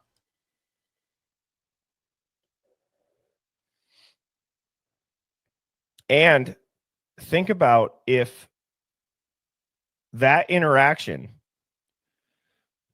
when this comment is talking about the guy who rushed to meet anyone on the Banfield, why? Think about what the cop said. He said, I'm not going to push it. So now the other one, and these are There you go, Wade. There you go. Comments all from the same thread. It looks like Facebook to me. It says one of the freshmen who gave E a ride Venmoed someone with quote unquote 3:30 a.m. He's also liked this IG account that posted artwork with 3 quote unquote clones, 3 women, 1 guy covered in blood. And apparently in that Banfield footage, another frat guy connected to those Venmos approaches the cops with beers and chats them up for no reason. There might be no significance to all that, but it's weird. The Banfield was 2 houses away from the murder house. Suppose you knew. Now read that again. There might be no significance to that at all, but it's weird. The Banfield was... Oh, wait, let me back that up just a tinge so we can see the top part. My apologies. One of the freshmen who gave Ethan a ride Venmoed somebody, and I read this on live stream, Venmoed somebody that, and it said 3:30 a.m. He's also liked this IG account that posted artwork with 3 clones, 3 women, 1 guy covered in blood, and apparently in the Banfield footage, another frat guy that was connected to those Venmos as well approaches the cops with beers and chats them up for no reason. And there again, this may be of no significance to that at all, but it's weird. The Banfield was 2 houses away from the murder house. Suppose you knew that your frat brothers had just headed over to do something and suddenly saw the cops in the Banfield. You might go, shit, they're, nuh-uh. And you spun around and said, I got it. These are my brothers, my frat brothers. I'm going to go distract this guy. Think about that for a minute. On we go. You saw cops in the field. You might go over to the cops to distract them a bit. This is all pure speculation, but stuff like the art, the Venmos make a lot of sense with the frat theory. It makes more sense with the frat theory than a lone wolf serial killer one, especially if cops want more info. I wonder if more people knew, but kind of didn't register what was really going to happen. I think college kids are so naive and guys talk so much shit that someone can say they're going to quote unquote kill someone and it seems unfathomable and that they'd actually do it. I can attest to that. As far as there's a lot of shit talk. Now, as far as what you just said, when you think the crime was supposed to start sooner, what I think is that, remember the peer pressure thing he was talking about? Think about something, especially with guys in a group like this, a fraternity setting. We're about to see something here in one of the 4chans where it was talked about beforehand. For up to a year earlier, they stayed in this 4chan about doing this because Ethan and the other people in this 4chan did not get along. There was hatred between these people. Okay, and that was proven, and that part was actually verified. None of them liked each other, period. And you'll see that here shortly. So that I'll explain that then for you, Moonlit.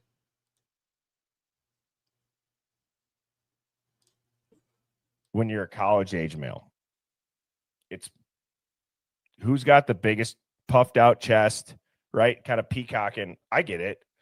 Now, this last part is it was streamed on Twitch. That is what was going on at the grub truck. I don't think that when this person says it was streamed on Twitch and that is what was going on the grub truck means the same thing.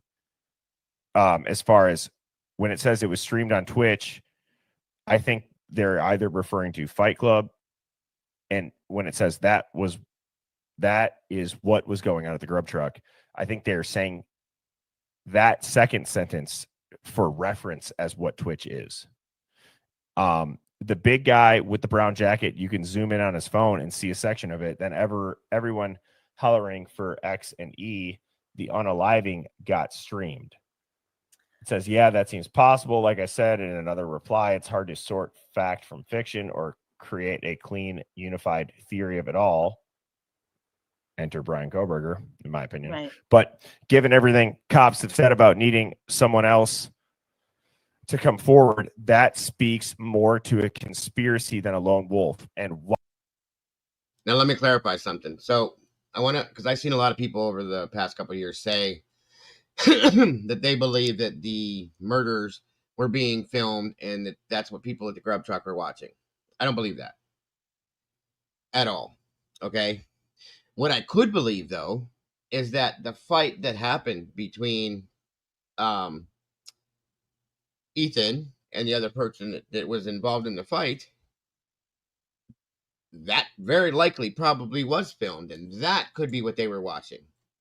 Okay. That makes some sense to me because that's something I've seen and heard about being done in way other ways. Okay. And I don't think anybody saw what was going down on anybody's phone at the grub truck. That's just my opinion. I couldn't see anything. I've had people show me all the time. I don't see it. So if people are saying that was happening, yeah, somebody could have been filming the fight that Ethan was in. People do that. That's a normal thing nowadays. It's weird, but they do it. It could have been filmed on cell phones and a couple people were watching it. I never saw that. I cannot verify that you can see that on somebody's phone at the grub truck. And I won't because I didn't see it. Other people say they did.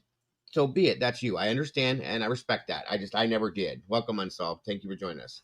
So, but I definitely, if anything was being filmed, it was the fight and nothing else. Okay. I don't believe that other shit. Just saying. That's my opinion.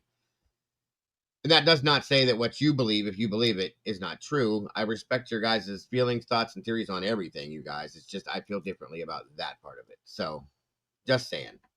So if that fight, well, the fight was verified by Xana's sister, her mother, and their father. That happened. Xana was there when Ethan got in the fight at the frat house that night, okay?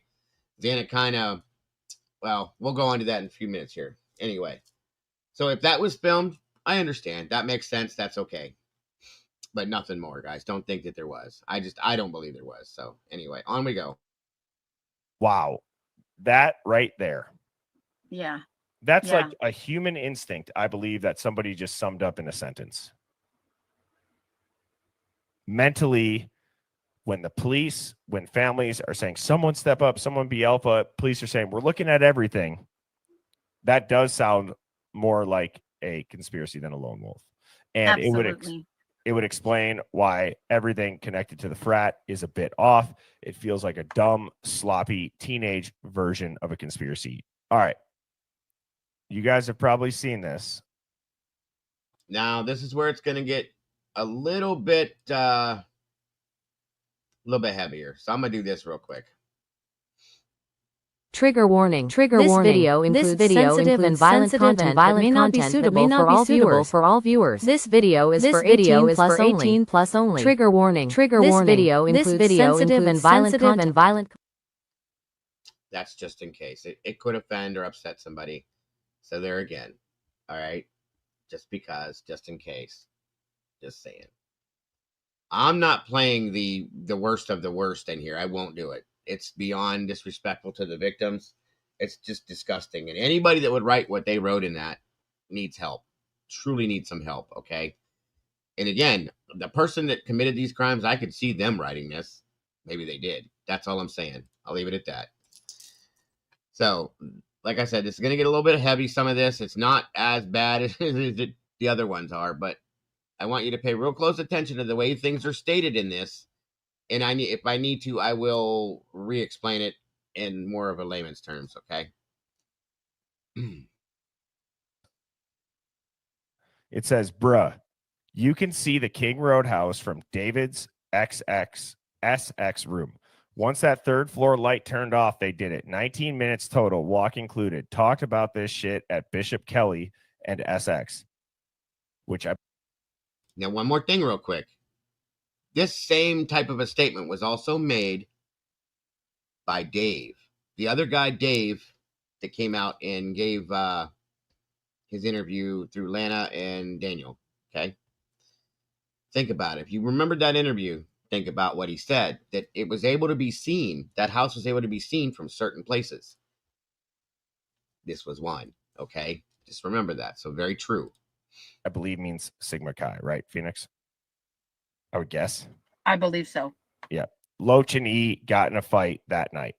X allegedly talking shit. So they're saying Loach and Ethan got into a fight that night. We verified that. X allegedly talking shit. The story that I was told that verified this was that they were at this party. Something went down. Xana made some statements. That's who X is. To the person, the other person. Some things were made, statements were made back, and Ethan and him get into it. Verified, by the way. Okay, it happened.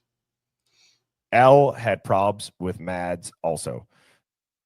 Now, L is the person that Ethan got into the fight with, and Mads would be Maddie. Okay, there was other talk about Maddie. There was a jealousy. This person was interested in Maddie, and that Maddie's boyfriend. They were very upset about the fact that Maddie was dating this Jake or Jack guy. Jake, I think it's Jake. I'm sorry. As you'll see, they refer to him as Rogaine. Well, his hair he's young, but his hair started thinning out at a young age. That's what Rogaine is. That's who Rogaine is, just so everybody knows. This shit been brewing since fall rush last year. I'm not going to say that word. See you next Tuesday. Went quiet on SM for 2 weeks before and after the deed. Barry's mom, a paralegal. So this shit has been brewing since fall rush, when they first rushed, of the year before. And they had been stating before that they had issues. It was all put out there that their issues were brewed or were, Jesus, I can't think. They started that long ago and they just kept brewing and brewing and brewing. And that's what he's saying. And then he said the see you next Tuesdays went quiet on social media for 2 weeks before and after the deed, meaning the people that did this. They got quiet on social media for 2 weeks before this happened and 2 weeks after it happened. And Burns' mom is the other person, is a paralegal, so he knew not to say shit.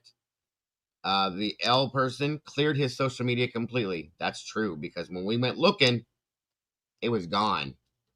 Just saying.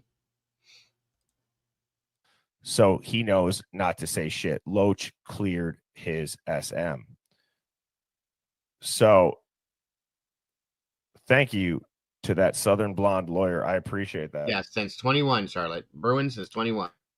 Hell yeah, that's awesome. Thank you. It says, bro, you can see the Schmurder house from David's Sigma Chi room once that third floor light turned. So this person translated it essentially. I'll reread it. Bro, you could see the Schmurder house from David's Sigma Chi room. Once that third floor light turned, they did it. 19. Now we covered a video one time, you guys, body cam video. I think it was one of the Banfield videos. We were covering it over, and one of the persons in my community at that time was watching the house and said, Dago, the lights just went off. And I'm like, wait, what? So we went back to the video, and it's in the distance, and you can literally see the house go dark. There were lights on, and all of a sudden they go out. Okay?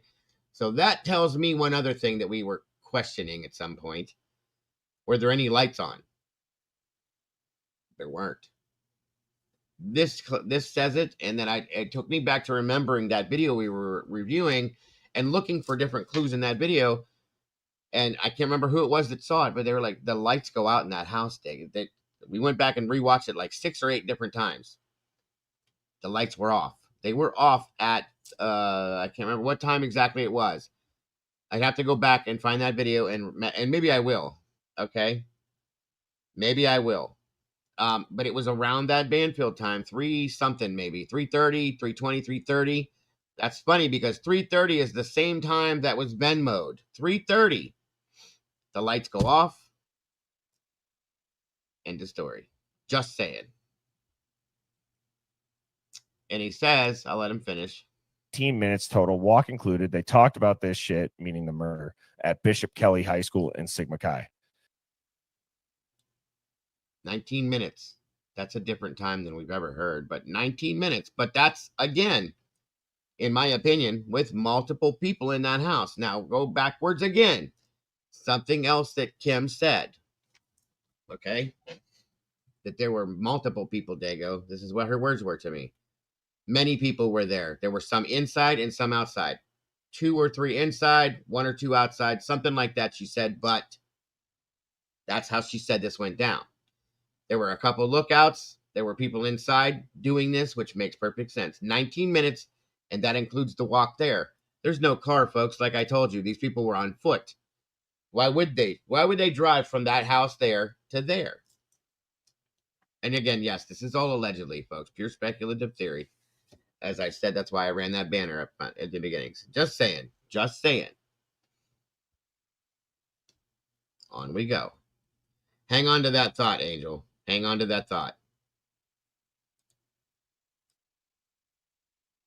David Loach and Ethan got into a fight that night. Xana was allegedly talking shit. Loach had problems with Maddie as well. This shit has been brewing since Fall Rush last year. The two of them went quiet on social media for 2 weeks before and after the schmurder. David B's mom is a paralegal, so he knows how to avoid incriminating himself. David Loach deleted his social media completely, which keep that name in mind here. Now, it goes on. It's a continued thread. This person, whoever sent me this, must have had different screenshots or got it from two different archives, because that was the end of the post. And then it says, had to take a shit. Sigma Chi 22 saw EX, Loach, and Barry at the party. Loach and E have issues back to E rushing. E talked shit about Loach taking roids and having his balls shrivel. Loach pissed as he wanted. Xana, for dumbass youngins like E, tutors are assigned. Barry blew it with E. E, a second-year freshman. Barry also self-conscious about his, I'm not going to say the word, and talks empty shit. Barry and Loach talked about this shit in general for a while, talked about leaving their cell phones behind, and on YouTube, autoplay, no pings, no guns, too loud. Stop. Back up. Talked about this shit for over a year. Okay. Had issues with Maddie, Xana, and Ethan. Talked about leaving their cell phones behind, playing YouTube on autoplay. That's an alibi, folks. No pings. They won't move. No guns, because that makes too much noise. Think about that. That explains the knives, sharp-edged weapons, we'll just say. Too loud. Area dead early Sunday mornings. Area dead early Sunday mornings. Barry even calls out shit media saying titties was target. That shit is false. Titties, bad luck. Targets were EX and Mads. Mads talked shit about Loach. Never. Okay. Little by little. The titties thing is horrible. That's one of the things that I absolutely hated about this. This is how disgusting these people are. That's Kaylee they're referring to, okay? They do it in many of these posts. So Kaylee was not the target, okay? That's what this is stating. It was just bad luck, wrong place, wrong time. She shouldn't have been there, but she was. Boom, okay? Targets were Ethan and Xana and Maddie, because Maddie talked shit about Loach and never acknowledged the other dude that really was into her. So they decided together they had multiple problems with this crew. We're just going to do this. Once again, remember that it was stated in here that they had talked about it since the year before.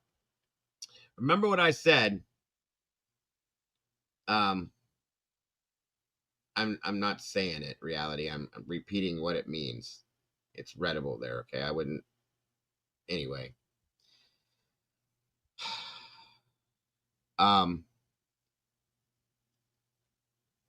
Readable, I meant. You know what peer pressure is. That's what we talked about a little bit ago.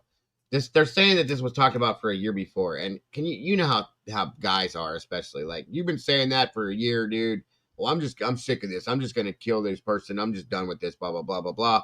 You've been saying that for a year. Whatever. I'll believe it when I see it. You ain't gonna do it. That kind of stuff. And again, guys, the reason why this is so. The reason why this is so. At this point, why this hits differently for me, why it's so possibly believable, is because, in my opinion, I was telling this to SRB earlier, it's like Occam's razor to me, because it's the most direct and most simple answer to this entire thing, if you ask me. There's a couple little hiccups within this, but still. Okay, and no, I didn't say that word on purpose. I was trying to explain what that meant. That's all I was saying, okay? I was reading the word. That's it. Believe me, it won't be repeated. We're all adults here, guys. Anyway, on we go. So, Barry never acknowledged, Maddie never acknowledged Barry. So he obviously had a thing for Madison. Jesus Christ, Maddie. I'll just say Maddie. Okay, and Maddie had that. That's why they start to refer to this guy as Rogan, because he was going bald, so on and so forth. Okay, so that's the problem here. So if you take those things all together, it gives you excuses to do what they believe to justify what they're doing in their minds. It's horrible, Unsolved. Absolutely horrible that you would talk about human beings like this, especially in this sense. But it shows the ignorance here. That's another thing, guys. It really bugs me. But anyway, I'll let this go on. What's up, Fizzy? Good to see you. Good to have you here tonight. Thank you for joining us. I appreciate you guys all so very much. Never acknowledged Barry. Mad's right about that one. He is a see you next Tuesday. Loach should have also taken out Barry. Okay, so that last sentence too, in my opinion, where Loach should have also taken out Barry, I believe that is a 50-50. This is completely true or it's bullshit. Yeah, because I thought Loach and Barry were like tied at the hip. And just what a weird last sentence when you're giving details that now you're saying like he should have killed somebody else too.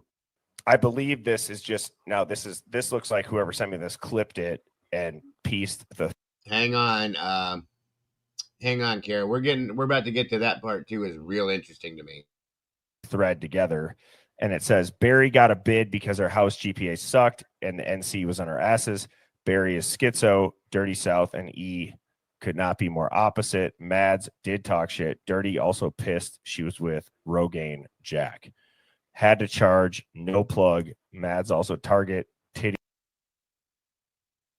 Okay, hang on here. Welcome, Aquarius. So, Barry got a bid because our house GPA sucked. And the NC was on our asses. Barry's a schizo. Dirty South and E could not be more opposite. I believe Dirty South is L. I think that's another word they called another name they called him. Sorry. Mads did talk shit, and Dirty also was pissed off that she was with Rogaine Jack. Okay, his name is Jake, but so there's that again. He's not a target at all. Bad luck. Well-known fact. High probability. Some brothers are aware. Rogaine has ample opportunities and will play grieving boyfriend. Hang on. I want to go through this slow so everybody absorbs everything we're saying here. Where are we at here? Had to charge, no plug. Oh, the phone died. Maddie's also a target. Again, that word. Not a target at all. Bad luck. That's Kaylee. That's a well-known fact that wasn't supposed to happen, supposedly. There's a very high probability that some brothers, meaning frat brothers, are aware of this. Rogaine has ample opportunities and will play grieving boyfriend. That did happen. Barry actually talked about this shit in detail in the past. Wear electrician's gloves, put on baggy clothes afterwards, and walk away. Here's the kicker, folks. By the way, Barry's dad works for a professional cleaning company. That shit was disposed of in Garden City over the Thanksgiving holiday. Wow. So going back to what Angel said earlier about what does such and such's dad do? Well, guys, there you go. There's that, okay? That was kind of like a ding, ding, ding, ding interesting point here. And again, put on baggy clothes after and walk away. Think about that. If you're wearing tight-fitting clothes when you go in to do this, and you take baggy clothes with you in a bag or whatever the hell you decide to do, you throw clothes that are 2-3 sizes too big for you over top of your clothes, walk out.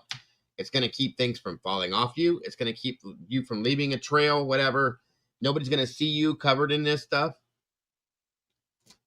Just saying, guys. That's genius in a way. Think about it.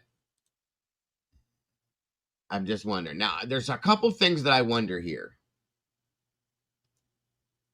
You guys know I'm down with what Sarge said about the 4:17 a.m. thing. I told you we'd talk about this in a little bit. I wonder, because I very clearly did not see.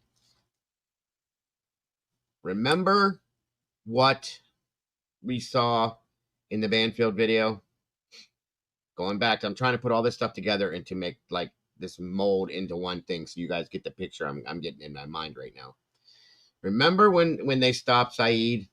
Again, that I said could be a distraction. It could be a purposeful distraction that was put in play. So be it. Once again, high probability that some brothers were aware because he had talked about this in detail. Electrician's gloves, that's what they wore. Just saying, okay? So let's think about something. Now, this has been blown off by everybody, guys, the whole time. But it made me go back and wonder. Kim stated that there was a few people there. A few inside, a couple inside, or a few inside, and a couple outside as lookouts, right? Let's go back to the house for a minute. And what was heard and said. Now, I don't know if this is going to change anything with Dylan and Bethany. We'll talk about that at some point, too. But this is the most important thing in my mind right now. It was stated that at some point it was heard Kaylee said somebody's here. We don't know exactly when that was said, but it was heard at some point, right? We hear Steve saying they didn't have to go upstairs. At some point, we heard Kaylee came, somebody ran up and down the stairs 2 or 3 times, or once or twice, right? Remember that? So, it's stated that there was noise heard in the bathroom by Dylan heard noise in the bathroom, whatever. She hears what she thinks is, the dog and all that other stuff. I'm not saying any of that stuff is right now. What I'm saying is the document Hitler put out flip-flopped this, in my opinion. Maybe because it was misunderstood, whatever. I'm not saying it was done on purpose. I'm just saying it was flip-flopped. Kaylee, Maddie, and I'm ADHD, guys, so I'm trying to keep this low on I'm trying to stay kid together with this, so bear with me. Maddie, Kaylee, Dylan, and Bethany at 2 a.m. were sitting in Kaylee's bedroom doing whatever. They're talking about something. Maybe they were talking about this. What they had heard. Hell, maybe that's even what Bethany, or I'm sorry, Jesus, too many names. What Maddie said to Adam. Because they heard about it. The fight, or what was supposed to happen, or whatever. We knew that it's possible that it was talked about beforehand because maybe that's why Jeff came out and changed the locks on Xana's door.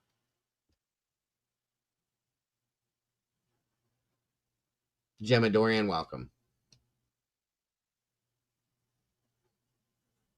Hold on a minute. Let me just make sure I'm catching up everything here real quick, you guys. Did somebody post something they're trying to post? SRB? I don't see so. So, we know at that 2 a.m. mark, guess who's not home? Xana and Ethan. And I've heard now that they weren't even home right around 2:30 or so. So I started to wonder, and I was talking to the mods about this, if something followed Xana and Ethan home. They were supposedly at this party from 9 to whatever time, 1 something, that Bethany saw them, and then they were gone for a while. Nobody knows where they went. Maybe they went to a bar or something else. Who knows? But they were not home. At 2:30. When did they come home? We don't know. But there was a supposed DoorDash ordered on Ethan's phone that got there at 3:59. So they probably came in late, had that order to meet them there when they got home. Maybe, whatever. Who knows? Anyway, I feel that those two were the targets. That maybe there was a whole thing planned and they were watched to see when they were coming home, or somebody alerted them to when they were coming home or when they got home. Just saying. Remember they said 3:30 in that Venmo again. We don't know if Xana and Ethan got the DoorDash. This may have started, like I said, as a shakedown, a face-to-face confrontation. But I'm just saying. We don't know how long it went on. But these are just thoughts, folks. Remember that. So I think that Xana and Ethan were the target. Kaylee heard something going on downstairs. She comes running down the stairs, sees something, runs back up the stairs, and somebody chases her up the stairs. Oh shit, we've been seen. And she knows who they are. Up the stairs they go, which is what sounded like somebody going up and down the stairs 2 or 3 times. Once again, that ensues upstairs. As this was handled already down here, maybe the other person ran upstairs too, okay? But they didn't have to, because the targets were already dealt with.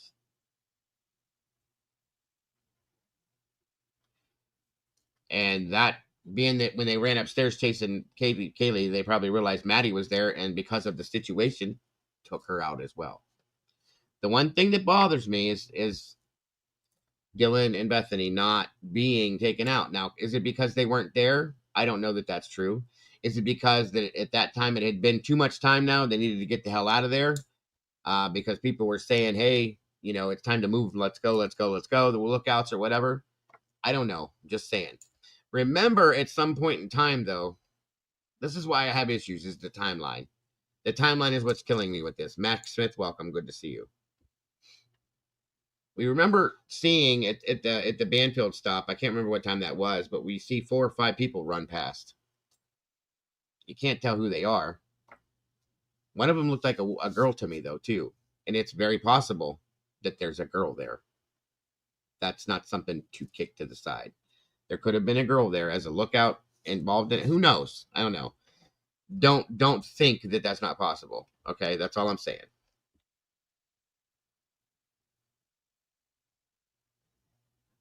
It's okay. I'm going to help you. Was that really heard? Could have been. It could have been because somebody was surprised. Who knows? Musical Contessa, welcome and good to see you tonight. I kind of think they were threatened. Maybe. Let me see here. Right. Very possible unsolved. That's very possible. Just to make it look good. Who knows? Whatever. All right. On we go. No plug. Mad's also target. Titties, not a target at all. Bad luck. Well-known fact. High probability. Some brothers are aware.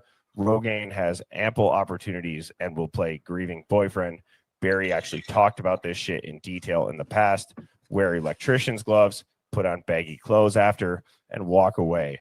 By the way, Barry's dad works for a professional cleaning company. That shit was disposed of in Garden City over Thanksgiving holiday. Holy moly. That's a lot of details. That just like something inside of me when I read that just tells me that there's Now there's an interview that Brian Etten does. Is it in here?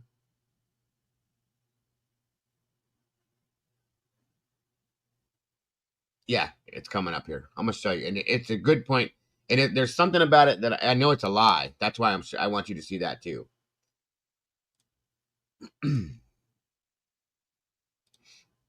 70-30 as far as truth to BS and just shit talk. Maybe 70-30 of frat boy trying to still not maybe implicate themselves, but give enough because they feel terrible that this happened. Now, somebody said, how could these guys keep this quiet for all this time? Because think about what the outcome would be. And fraternities, one more time. I know for a fact, because I have friends that are frat brothers, okay, that have been in, you know, to this day, fraternities. They've told me they protect each other no matter what. Frat, it's just like the brotherhood with the fire department and the police force, the blue wall, okay? They protect each other. I have never looked at these 4chan posts with seriousness ever from the beginning, and they can tell you guys that. I kept calling bullshit, bullshit, bullshit. Come on, that's too much bullshit. Come on. Especially with the other ignorant ones. But then Now, with everything else that we've seen play out, I went back and it's like, this hits different now. It's like, wait a minute. This kind of makes some sense, guys. Really makes some sense. And I think, why were these posted? Because people knew, like Kim said, people knew about this before and after. Think about what happened and how bad people would feel. Not all of the people involved in this are ignorant, okay? They probably feel horrible. They lost people, friends. Some people liked these kids, okay? Maddie and Kaylee were said to have that mean girl persona that people did not. There was a few group of people that did not like them no matter what. They hated them. Truly, that's sad, but here we go. Okay, but that's why these probably got posted, as people knew or thought they knew and felt horrible but couldn't talk. Think about that for a minute. That makes perfect sense to me. So on we go. They know enough, but don't want to, put a target on their back. Read the first sentence for me. It was Dylan's dad. Roid head with a nasty temper towards women, trying to make up for being a shitty father to her for many years. Who the hell wrote this? Josephine Morris? I am going to find you. Well, I don't know. Just kidding. Right, but I... Now, this part of this, I don't know that I believe this. The second half of what they say at the bottom, maybe. I think that because I thought the same thing. I actually looked that up on YouTube. I believe that when it says quoted by, it's referencing these anonymous threads. Oh, got it. Okay. I believe. Oh, and she'd been complaining to her boyfriend and dad about the housemates for months. Yeah. The dynamic in that house was not good.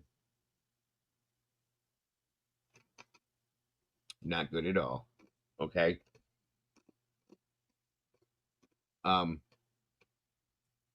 That could explain something. I don't think it relates to this in that sense up there. But on the bottom, it says, unclear at this time whether she knew they were going to do it and helped give info, re what rooms they were in and what time they got home that morning. But that makes a little sense to me. It does, now that we know the other stuff, okay? She had been complaining to her boyfriend and dad about the housemates for months. All of these people kind of all knew each other, mingle. Her boyfriend and stuff like that, they all knew each other in some sense. Just remember that. That makes some sense with what we know now. I'm just saying.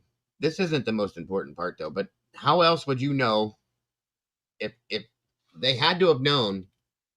Somebody tipped them off, in my opinion. Xana and Ethan are home now. And that could have been what she was told. Hey, D, let me know when they get home, okay? That's all. Just let us know when they get home. Stay in your room, keep your door shut, whatever. And she may not have known to the extent of to what was going to happen, but you know what I'm saying? And like I said, this was known about for a while, folks. Just a decent amount of time, from my understanding, before it happened and after that it happened. So I'm just saying. So I could see that being true. I could see that. And it says unclear at this time whether she knew they were going to do it and helped give info, meaning what rooms they were in and the time they got home that morning. But dumbfuck Popo let her keep her phone and delete communication on WhatsApp to cover her tracks. And that happened, folks. That she kept her phone. I mean, again, that is such a crazy speculation to be anonymously posted. Now, it is a theory, but to know it was a roid head, nasty temper towards women, she's complaining about her BF and dad about the housemates, or she's complaining to her boyfriend and dad about the housemates for months. There's rumors about the beef within that house and the dynamics, Phoenix. Listen to this, everybody. Destiny Martin. Oh, God, yes. Remember when I said that that a woman could be, or a girl could be involved in this too, okay? I don't know if you guys remember this situation, but I want you to pay very close attention to what Chief Fry does. This is Destiny Martin. She was a fake reporter. She didn't work for this whatever outlet she said she worked for, and she's deceased now. But definitely did not work for this. And the questions, listen to the questions she asks and how she asks them. Now, I am of the belief that they were scripted questions asked here. They were told, you can ask this type of question, you can ask that type of question. That's what I mean by that, okay? And that's what I believe happened. When Destiny, this lady here, asked these questions to the chief, watch his reaction immediately and how he reacts and the way he answers, the mode he seems to go into. Watch this. With the LCSC Pathfinder, can you lend any insights into the possibility that the murder weapon is linked to the ROTC program? And also you mentioned that the analysis unit is here. Will we be able to hear anything from them about a working profile they possibly have? And on that note, have you guys ruled out the possibility that the killer might be a female? So we look at how he looks at her. We're looking at every. Just like Birdie said, look at how he's staring at her like, what'd you just say to me? And you can tell as he's answering this, he's disgruntled completely. Like, he's completely off his rock at this point, like, set him sideways. And he seems to be shocked to me, okay? The look just kills me. And Birdie goes back a couple of times and reviews it. But yeah, I was the same way when I said, I don't remember that. And as I did, I was like, holy shit. That's crazy. Yes, she was trying to pass herself off as a reporter, and she wasn't, Contessa. She didn't work for that outlet, that news outlet, nothing. She gave her name as Destiny Martin. I don't know who she truly is, but still. Just saying.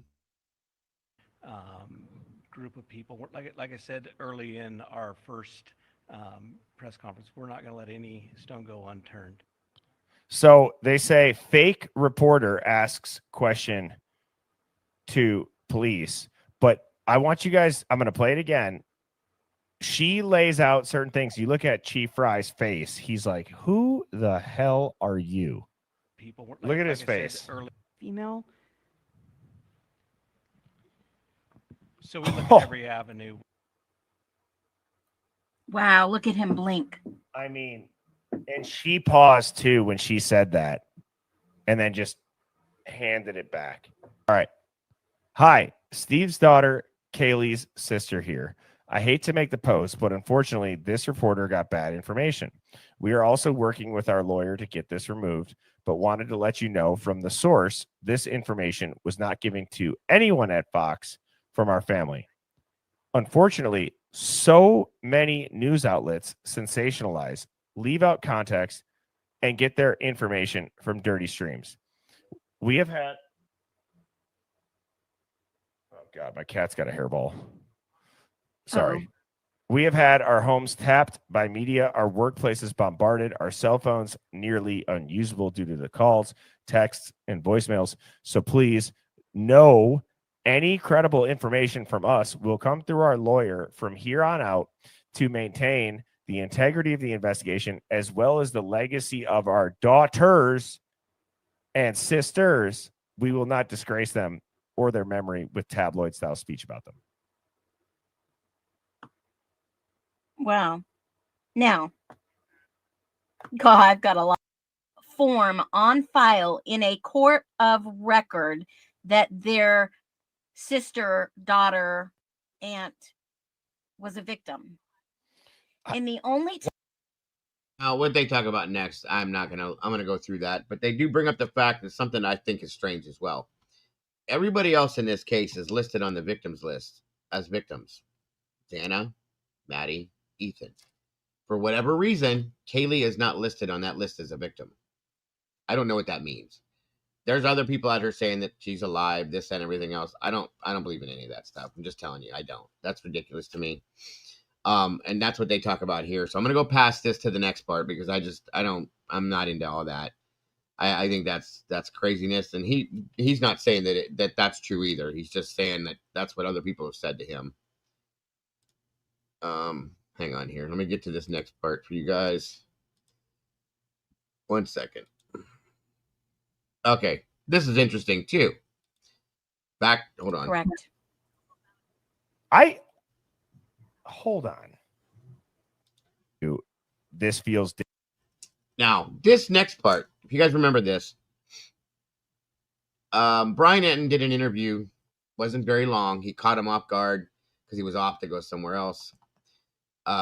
Reed Austin was the president of Sigma Chi at this point, right? And he asked him straight out, do you guys have cameras here? Reed says no. And I'm telling you, I'm calling bullshit. Because I was thinking SRB, you're still in here. They did a tour of the Sigma Chi house. There's fucking cameras inside there. Excuse my language, but I was so blown away when he said no. It's a lie. There's cameras in there, folks. Absolutely, there's cameras in there. Now, whether they hid the cameras or law enforcement's hiding their cameras, but there's cameras inside that house. Period. I saw them and if I could find the video where they do the walkthrough, like a tour. And think about this. Why in the hell would this house not have cameras? Come on. Okay? Think about that. That makes zero sense to me. But anyway. Different now. And I am curious to hear what the Hive thinks. I'm surprised he even talks to Brian. So. Right. I knew them. Ethan was always in our house. Dana was a good friend before, Ethan even came up. But that's all I really want to talk about right now because I actually have class here in like 15 minutes. Sigma Chi President Reed Offson says the fraternity is They stayed away from media as much as they could when this first happened. And you saw how he got out of that real quick, right? cooperating with the investigation. The fraternity is about half a block from the house where the murders happened. Does anyone know where they were during that timeline? Like, there's still this big chunk where... As of right now, we've told Moscow PD, Idaho State Police, and the FBI all we know. We're kind of leaving it up to them to piece it together. Obviously, we don't have the utilities or resources to do it on our own, so we're just putting full faith in the officers at hand and the detectives doing it. But that's all I really know right now. Are there any cameras around? Not on the phone. Moscow police say they are investigating the time frame between 9 p.m. the night before the murders on November 12th and 1:45 a.m. when Ethan and Xana were believed to be at the Sigma Chi house. They're investigating between 9 and 1:45 a.m. That's interesting. Hi, Daniela. 9 p.m. to 1:45. That's quite interesting because all that time span involves the frat house, folks. Think about that. Law enforcement was looking at the fraternity. Then they were the first thing they looked at, from what I can tell. And so why did they stop? It's weird to me. And we'll get into that part of the conversation here in a minute. There's 158 peeps in this house, guys. Please, please, please hit that like button. Share this out if you will. And I appreciate each and every one of you guys for being here. Thank you so much for that. Welcome, Miss Jody. Great to see you tonight, dear. Meanwhile, detectives are not commenting on whether or not they are making significant progress in the case, only saying they have no suspects identified and will not release information at the risk of compromising the investigation. And we have learned that starting tomorrow, police will go into the house behind me, which is still a crime scene, and start removing some of the personal items that belong to the victims. They say they want to return those items to the families. Nicole? Thoughts on that? Why did he even do an interview with that guy? I mean, obviously... he's talking in circles. We've given it to the police and the ISP and the FBI and let the officers take care of it, and we don't have the resources. Well, of course you don't have the resources. You're not an investigative agency. You're a frat. What I want to do tonight, Phoenix, and I am glad that you're up here because I want to start to plan out the first, hence the theory that the sinking of the Titanic was.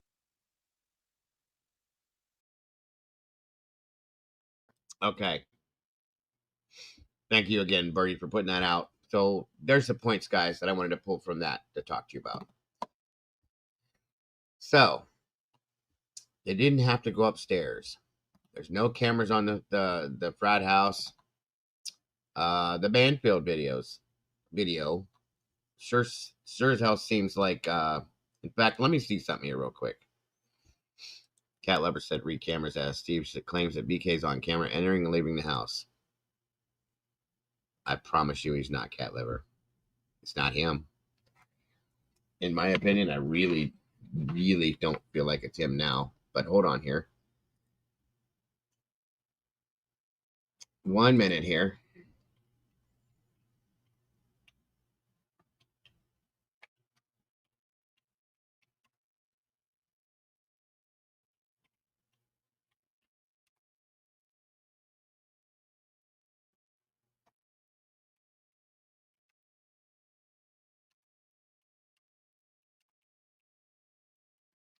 One minute. Big time. Big time.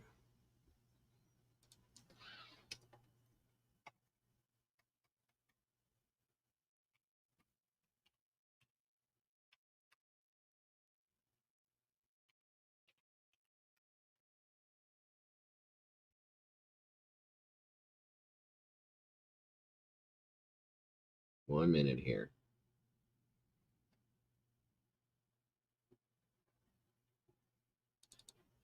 All right, well, first of all, I gotta wonder about this, and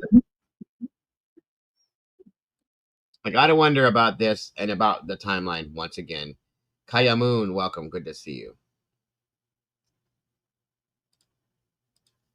Because this now means something a little bit more to me, possibly, than it ever did. Okay? Watch this real quick here. Just a bit of this, and I'll show you why. Right where that circle is.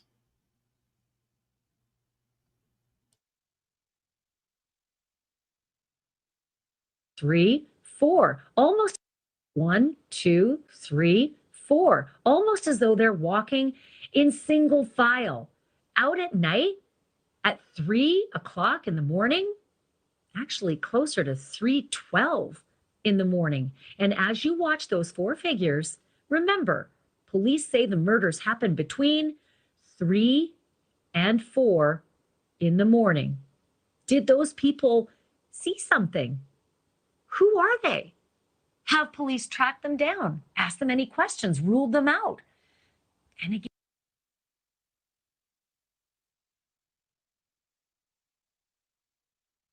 where the officers were standing, what direction their body cams were pointing, and where those four mysterious figures were walking from and to, and how far away they were from the actual murder scene. So can you take me there and help us get a feel?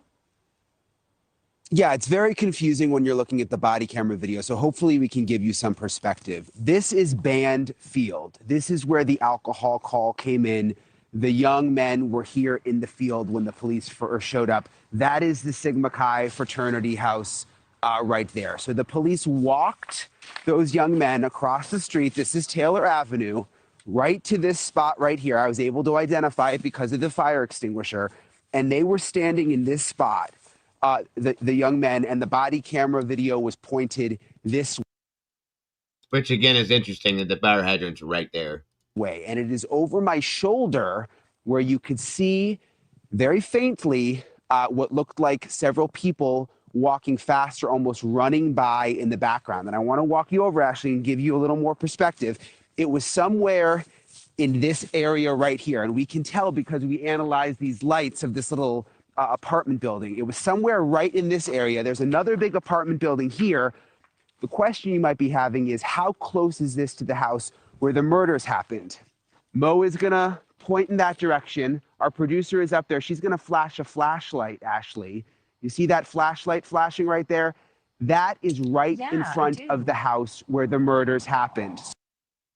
It's almost a straight damn shot, you guys. That's all I'm gonna say. I saw it. Everybody asked about it. Everybody talked about it. We all saw it. But nobody ever said a word about it. The police didn't say a word about it. But again, you got Saeed and his boys down there distracting them. That's all I'm saying. I'm not saying there's anything to it. All I'm saying is it makes it way more suspicious now with all this other stuff just to think about. So it's all very, very close. So what we're effectively seeing is, like, if my eyes don't deceive me, about 200 yards away from where Mo is flashing the light at the murder scene, those four figures were walking where you're standing. It's that close. It's that close, and it appears, again, it's so hard to see it in that body camera video, but when we zoom in, it does appear that the figures are walking / running from the direction of where the house is where the murders happened. At first, I thought they were just walking down Taylor Avenue, but when I got out here and really looked at everything, it appears they might actually be coming somewhat from the direction of the house. And then just point to what direction they're headed. From where I'm looking at you straight on, just point the direction they were headed. Okay, let me show you again. So up there on the hill, that's where the flashlight is flashing. That is where the house is, where the murders happened. It appears they were coming from that direction, and that they were going this way, back towards Bandfield, back towards the Sigma Chi house, where the police were. And it's sometimes I just want to make. Guys, that's way too convenient for me. Now think about something. Remember we talked about a little bit ago about Saeed, about the distraction thing, as he kind of comes jogging over. Now, that car can be seen, okay? Maybe, and you could probably see it from that house coming down around the corner. Think about it. And you come walking down. Oh shit, that's 5-0 or PD or whatever. And if you're a distraction to keep things, your lookout, you jog over real quick and distract them. Think about that for a minute. It all fits into place. It makes sense, okay? Make sure our audience is clear. It sure sounds like you're saying Banfield, like the name of this show, or my last name. It is BAND, as though it's a school band, and that is their field. It is the school bands. Looks like that's the walkway that you have shown us that leads down from the house. So is it feasible that those four people were coming down that walkway? It's possible. And you know, I can't tell for sure. It's impossible to know for sure. Of course, we don't know for sure. Is it feasible? It's 1,000,001% feasible. It really does make damn sense now, folks. And I don't know why I didn't look at this like this before. I don't know. I don't know if it's because the 4chan stuff and all. Are you taking off, Miss Charlotte? Have a great night, dear. Thank you for joining us. We really appreciate you. I hope you have a wonderful night and hope to see you soon. I think I ignored the 4chan stuff because it was just, it's not a reliable source. How much of this stuff have we ignored because we were told it's not reliable? That it's bullshit. It's this, it's that. And now that we look back at these things now, is it though? Is it though? Really? I'm just saying. Bertie hit that show on the nose, and I really appreciate him putting that out. And I would really appreciate you guys checking his channel out, showing him some love, subscribing, hitting some likes, whatever, guys, because he really did help me to put this together in my mind with SRB and Mama Bear earlier. I'm just like, it's like a light bulb turned on or some weird shit. I don't know. There's still some pieces of this I want to work out, but we got more. All right, now I want to see this other video if I can find the damn thing. Hang on.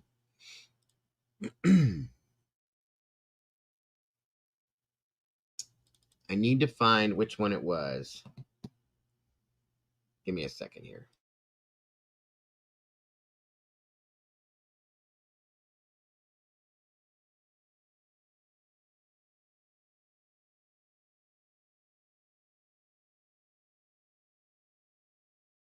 First off, I want you to see this. We'll start here real quick, just for this part of the clip, and then I'll go back looking for the other one to show you what I mean.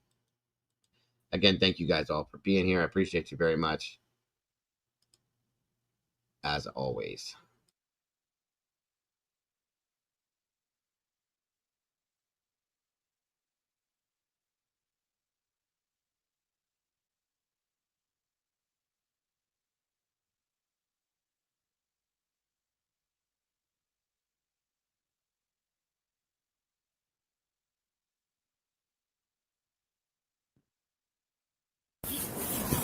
Hey guys, Moscow PD.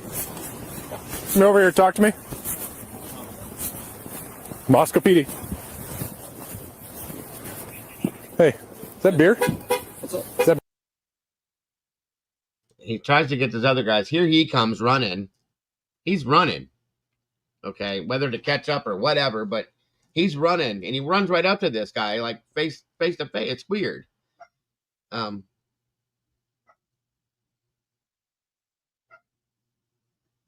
Well, here's the thing, Bobby. The Frat brothers, a fraternity, I'm sure you know this. They protect each other through thick and thin, no matter what it is. I don't care what it is. That's the laws. It's like the Masons, the Brothers in Blue, all of this shit. It's really strange, okay? It would be real dumb to do, but this is what they do. I mean, it's been stated many a times. So, a beer in your hand? Yeah, I'm 21. You got the ID on you? I don't. Okay. I'll take it back to my apartment if you need. Okay. I'm sorry. Huh? No, they just took off. I told them to stop, but I'm not going to push it. Hey, Moscow, please. Yeah, you got your ID on you? I don't. Okay. I'm going to grab your info just because you got beer and you're walking around with it. No, it's closed. Okay. I'm sorry. No, you're good. I live like right there. I'll take it back if you need. No, we're just doing alcohol enforcement and running around with beer across the street. No worries. Sorry about that. You're good. What's your last name?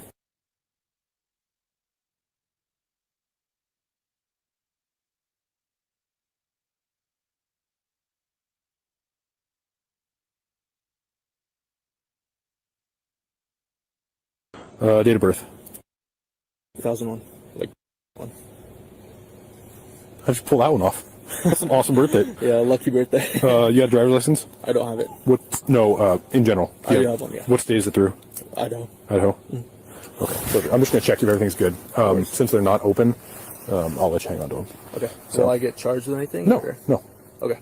Appreciate But it. it's just enough for me to stop, check, make sure you're 21, No worries. walking Yeah, around I here get in it. public. Alrighty. Moscow 77, check one. What's that? Am I going to take off? Or? No, let me run this through dispatch, make sure you're actually 21 and give me a fake. yeah, funny as it is, everybody I've seen, I'm not saying he did this, but with everybody we've seen, that dude's got the bushiest eyebrows I've ever seen in my life. It's crazy. Birthday or anything.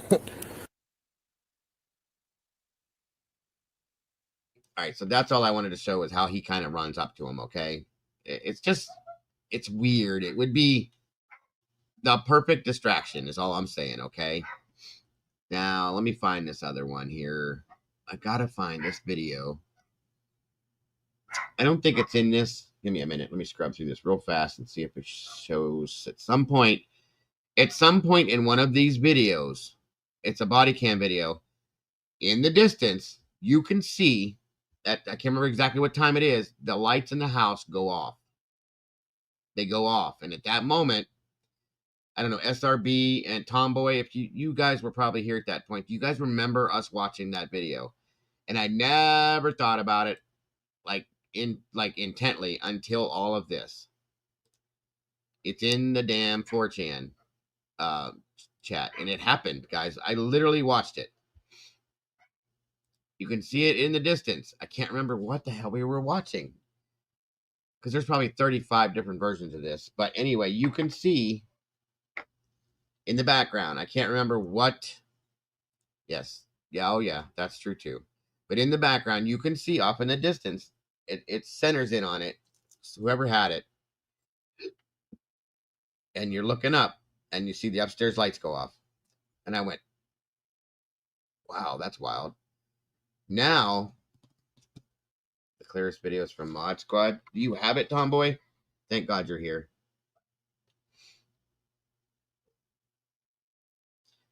Well, here's the thing, Bobby. I don't think that they knew. I don't think that they knew if this is how it went. I don't think they knew or thought it was going to be as bad as it was. Okay? I think they thought that there was going to be a fight or like a, what do you call it? A negative interaction, confrontation. There we go. And this is just my opinion. I'm saying if this is what went down, this is what I think they thought it was going to be, was a negative confrontation, a fight, whatever. We're going to go over there and we're going to whip their ass or something like that. You know what I mean? People talk shit and then it's not that bad. And I think that could be what happened initially. And then it turned very ugly at some point. That's what I'm saying.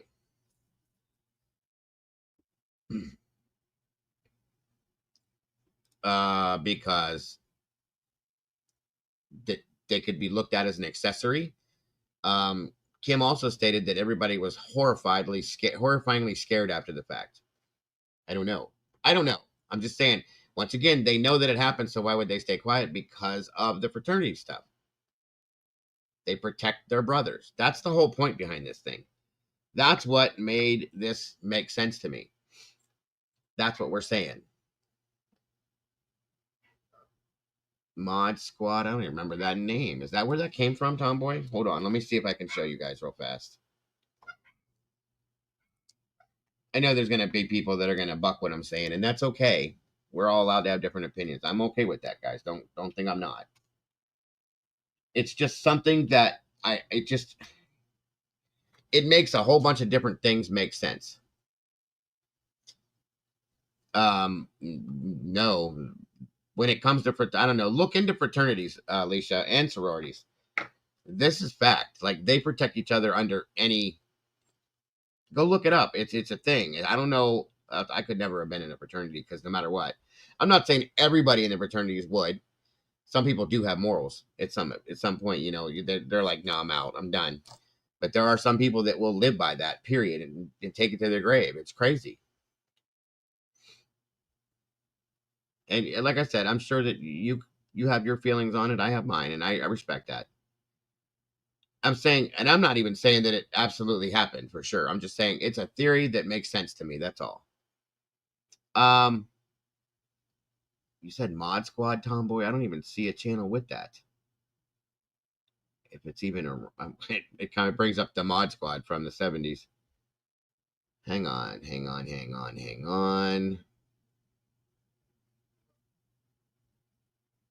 1 second here.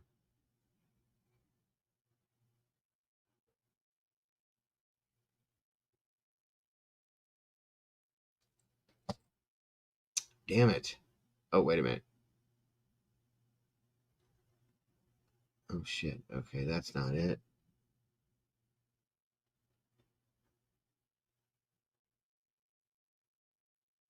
They should say, no, it's not right. But like I said, fraternities, sororities, you just, no. I asked, like I said, a couple of my buddies that belong to fraternities what they would have done. They're like, well, dude, no, I wouldn't have been part of that. I said, but is there anybody that you think was in your fraternity that would have done something? Or, you know, if that would have happened, they said, yeah, absolutely. A lot of the guys were like that. To your death, your dying day. Hold on a minute. Maybe that'll show it. Give me a second here. See if this will work.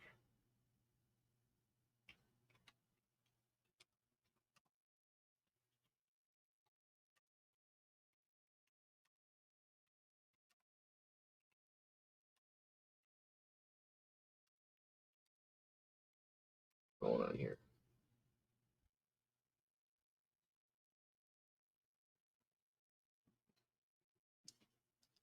Yeah, that's true too, Jamie. Ah, I found it. Hold on. I think this is it. Yes, I do. And I didn't, like I said, I watched it back then and I was like, yeah, okay. And then when I saw that whole thing, I was like, oh my God. Hang on.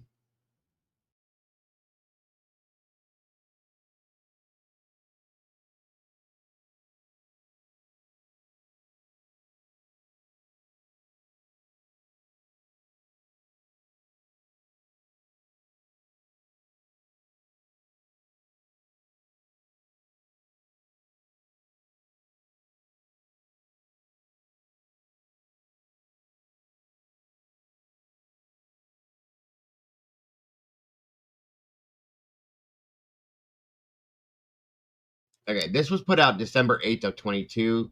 The channel I found it on is called Alex Erickson. Okay. And let me drop that link for you guys to be able to check that out. I appreciate what she did here. God, I don't know if this is the same channel I looked at back then, but still. Good Lord. I actually typed it in and it came up under that. That's unbelievable to me. Yes. Yes. Thank the Lord I found it. Okay, that way I can prove to you what I'm showing you or talking about. So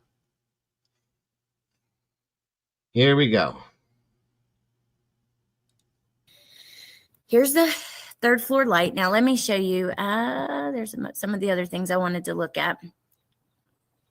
This is like another screenshot of that body cam footage. We have those apartments, and there's that light on in the house, right? What we thought was the house. And we also have, wrong thing. We also have someone who has circled the home and kind of said, look, this is what you're seeing. I don't even remember where I grabbed this. I think a Facebook group. But basically, it was what commonly we all thought was the house. So watch this. I cannot believe, Woofy, you're a genius. You are so good. I tried to add my name at the top, so if somebody steals this, at least, well, we know where it came from. But look, so she takes an overlay of it lit up and lays it over top of it. And let me tell you, even the windows line up. So it seems even the gap in between, if you look here, even the gap in between these two houses on the left side lines up. It looks to be, it's not their house, but this. Well, shoot, I'm going to have to do a whole screen share because you cannot see my thing. Okay. My cursor. And I'm only showing you guys this right now so that I can show you this house at this time on this cam when these lights go out. No, wait, I got to do entire screen. Okay. Now, if you look, this is the light that's on, but it actually doesn't match up with the house from this direct angle. And if you watch, and I'm going to read. Yeah, they're stating that they were coming from Matt's house. That's the house that's behind the house itself. Matt Moy. Is it Moy? You say the last name, I think. Yeah. Play this several times. It even lines up here. You can see that the space in between the buildings, that lines up perfect with the window, the light, even some of the windows, she's got them lined up like pretty much perfectly. She's still been adjusting it and finalizing it, and she believes it's a car. You know, I personally, just by this, I mean, it looks like it lines up directly with that house. Hold on, right there with the window in that home. It can't be a car. Where the heck would the car be parked? This sucks because I can't read chat like this. Do you guys see it? A car driving between that gap. I don't know. Let me see. Hey, Tisha. It's Alicia's job. She's the one that has to disagree with me. That's why she does it. I'm just kidding. I'm just kidding. She does it because she has her own mind, folks, and she has an open mind, and she can think for herself. And that seems to be illegal on YouTube sometimes, especially with this case. So, yeah, that's it right there. That's what I love about this community is everybody has their own minds. They make their own decisions, and they don't have to follow the leader, period. Echo chambers are garbage. It makes it boring, folks. Hey, to the moon. Dude, Woofy's the bomb. I'm telling you. She is the bomb at this stuff. It totally, to me, looks like the light in that house. Exactly. They cannot change the body cam time steps. No. I know that. I'm just saying on the log where they have the time of the report that was taken, or, you know, I can tell on that one. I've tried to look at it. It's just I've been on this platform, so I don't know. Police cam was jumpy too. Exactly, Amanda. Police have been turning around. You've got traffic coming in and out. This is a road that's been open for a week here. And if we can... I don't know. Maybe they'll have to... Maybe it wasn't this one. Hold on. This is the first one I saw. So I'm telling you, I watched this happen. Give me 1 second. Let me see if there's another one underneath it.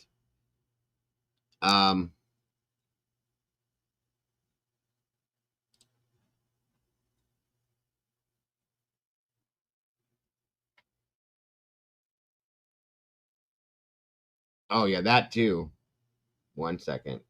That was part of the, and very interesting, but part of the Banfield video too. I don't know if you guys caught this. Hang on. Good old Inside Edition. Let me throw this in here for you guys to catch too. As this is going on, this possible distraction. A scream caught on police body cam video the night the 4 University of Idaho students were murdered. Hear anything? Is it a scream? Is it a screech of tires or something else? The timestamp on the body cam video reads 3:12 a.m. around the time of the murders. Listen really closely. Tell me if you hear anything. On court TV, these former prosecutors listened to the body cam video. Only anchor Vinnie Politan could hear a scream. Okay, it's faint. It would be, though. I didn't hear a scream. Not anything enough to connect a dot and to solve this mystery, no. The scream, if it is a scream, can only be heard on a body cam video released by police, and none of the people in the video appear to react to hearing someone cry out in the night. We asked forensic audio expert Anthony Nelson to enhance the audio for Inside Edition. It definitely doesn't sound like a human calling out or screaming to me. Could it be a squeak of a wheel speeding away? Yes. It could be. Yes. A neighbor who lives close to the murder scene told a Citizen Sleuth he also heard a scream that night. Just looking back, I was like, I wonder if like, Of you course, know, that wasn't just like some of course, drunk the Tim. dude It sounds like a screaming, whistle to like, me it's too. actually like the murder. Meanwhile, the mother of victim Kaylee Gonzalez is. Of course, they would ask Enon. Yeah, it sounds like a, you know, the coach, the gym teacher whistle. That's what it reminded me of, but I don't know. Speaking out about the moment she learned of the murders. Nothing you could do. All right, so I just was going to show you that, guys, just in case, but still. Trying to find. That's the only video I can find on with this lights going out thing. So I don't know if you guys saw what she was trying to show. It's very hard to see it. The video we had before was way better. This one's so blurry. I don't know why. Unless I'd like to know where the other one is that we watched that night. Have a great night, Cat Lover. Thank you so much for joining us. I hope you got something out of this tonight. And I appreciate you being here. I hope to see you again soon. All right, I'll show you what I meant one more time. Hopefully it'll show it. It's easier when it's dark, but 3rd floor light of the house. That's not the white car they're looking for, by the way, by any means whatsoever. On body cam while they were talking to guys, timestamp shows 2:54. That would be before the 3. Yeah, and I saw that too. However, I think little things like that, there's probably an explanation for. I would assume maybe they didn't write down the time or the report till they got there or till they got, I'm not sure, but, or maybe, yeah, I do believe there's some sort of explanation there.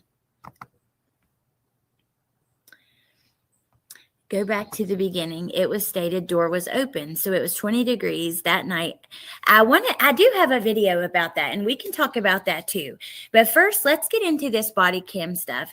I don't know why the door would be open. That is very weird. Where else, right? So because I'm not going to come on here and just talk about the same thing that, you know, other people. So that's the house there. Okay. That light, and there's another one I think you can see, goes out at a specific time. And that's what I'm trying to show you guys. Other channels and stuff are talking about. Some of it, of course, we do. But, you know, I like to bring new stuff. So I'll go looking around, and every single freaking day, I'm shocked. Every day. Thank you, Amy. So they're calling this the 3rd floor light of the house. And that's what we thought yesterday. And then this, you know, there's that white car that we were looking at as well in the body cam footage. They are headlights, not lights in the house. Wait, Sherry, till you see this. Oh, thank you, Wuffy. I think they are. Well, you'll see. Oh, thank you, Gina. On body cam while they were talking to guys, time step shows 2:54. That would be before the 3. Yeah, and I saw that too. However, I think little things like that, there's probably an explanation for. I would assume maybe they didn't write down the time or the report till they got there or till they got, I'm not sure, but, or maybe, yeah, I do believe there's some sort of explanation there. Go back to the beginning. It was stated door was open. So it was 20 degrees that night. I do have a video about that, and we can talk about that too. But first, let's get into this body cam stuff. I don't know why the door would be open. That is very weird and makes no sense to me. I'm going to turn off my camera just because the quality sucks when you're also running a camera. Hey, Vexing, good to see you, beautiful. Okay, so here's the 3rd floor light. Now let me show you. There's some of the other things I wanted to look at. This is like another screenshot of that body cam footage. We have those apartments, and there's that light on in the house, right? What we thought was the house. And we also have, wrong thing. We also have someone who has circled the home and kind of said, look, this is what you're seeing. I don't even remember where I grabbed this. I think a Facebook group. But basically, it was what commonly we all thought was the house. So, watch this. I cannot believe, Woofy, you're a genius. You are so good. I tried to add my name at the top, so if somebody steals this, at least, well, we know where it came from. But look, so she takes an overlay of it lit up and lays it over top of it. And let me tell you, even the windows line up. So it seems even the gap in between, if you look here, even the gap, in between these two houses on the left side lines up. It looks to be, it's not their house, but this. Well, shoot, I'm going to have to do a whole screen share because you cannot see my thing. Okay. My cursor.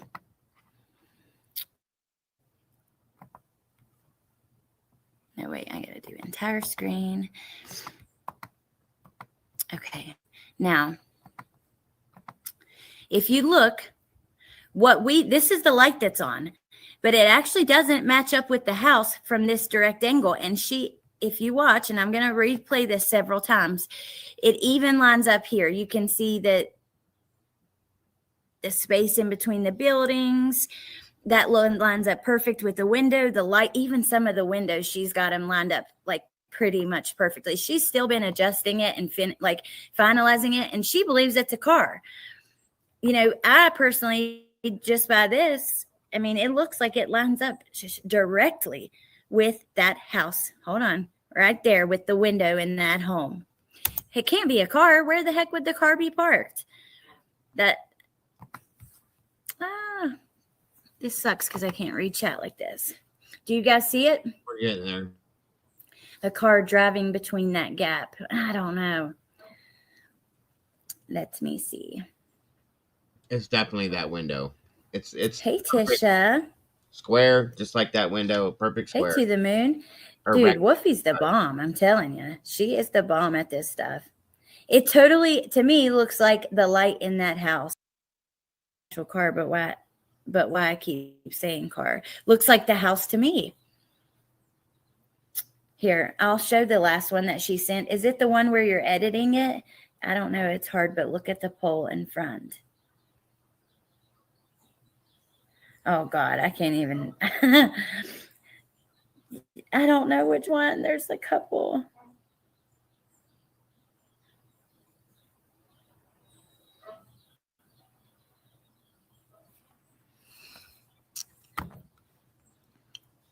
Okay. Just. Now I'm totally lost. Back to the comments for a second.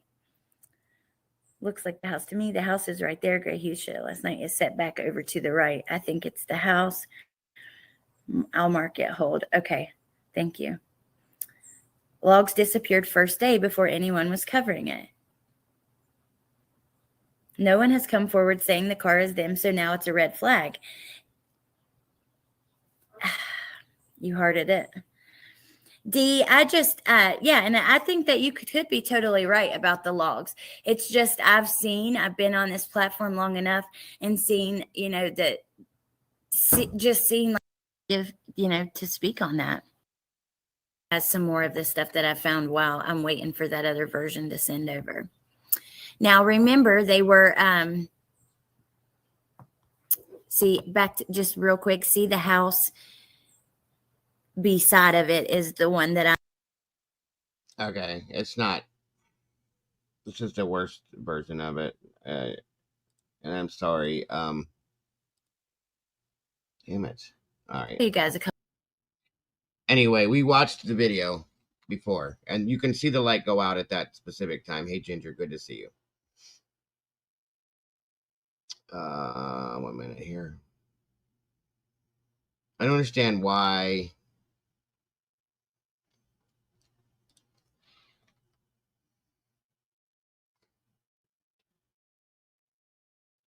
Or how. Sorry.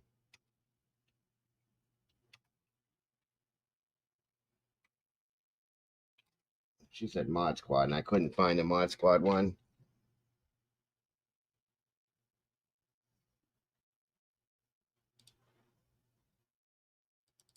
See if that's someone here.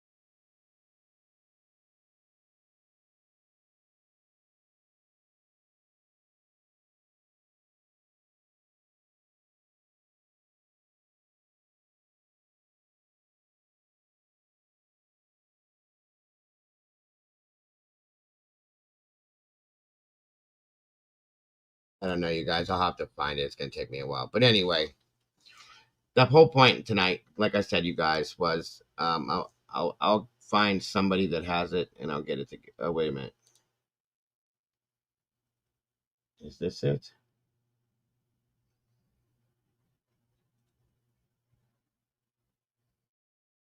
Wait a minute. Wait a minute. No.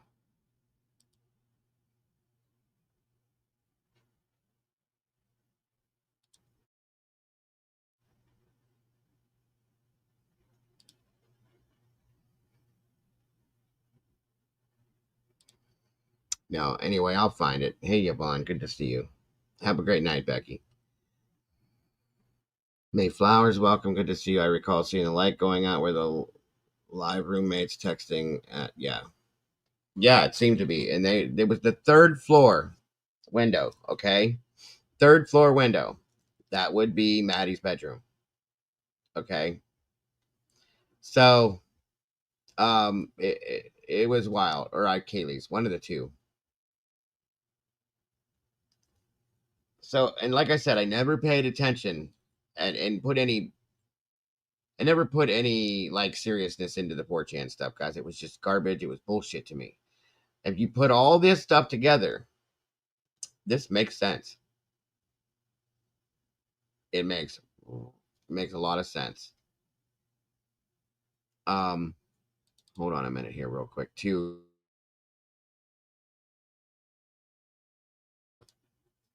Are you sure? Yeah, it's not Mob Crew. Maybe it was Mob Crew. Let me check that real quick.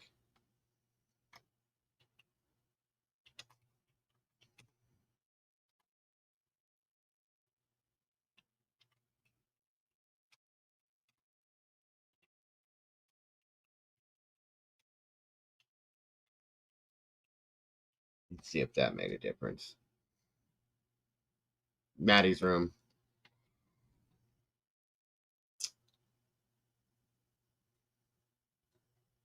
Tomboy. I believe they were in Maddie's room.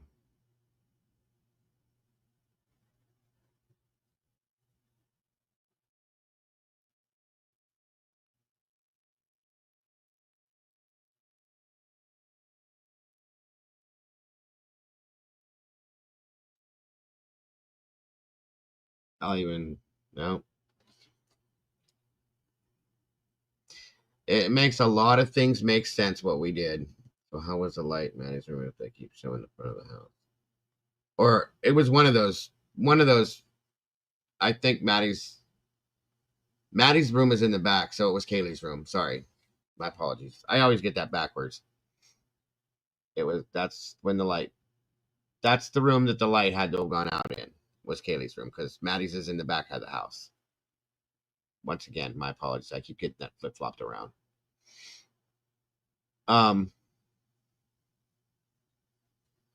Mob Crew doesn't seem to have anything on there either, Marty. Thank you, though, for the idea. Yeah, he is. I agree. No, it's okay, Contessa. This is just other stuff that I wanted to show you guys that makes different things make sense. And I'll show you where I believe this light is, at least. 1 second here. If they show this house right here. Okay. From the distance that it was, my belief is that when this video is shown, it's either one of these three lights right here, in one of these three windows is the light that you see go out. Okay. It's the perfect, it looks just the same shape, everything, and it goes out. So anywho,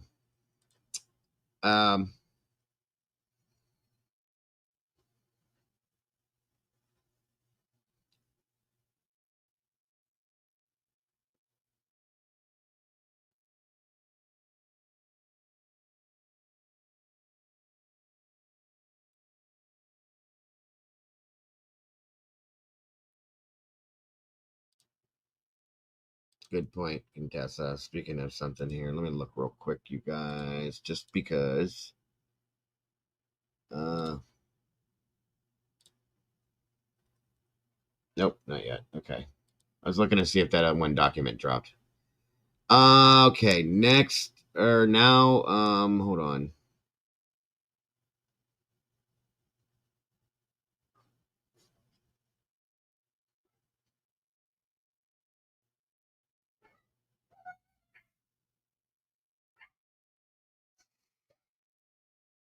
Okay.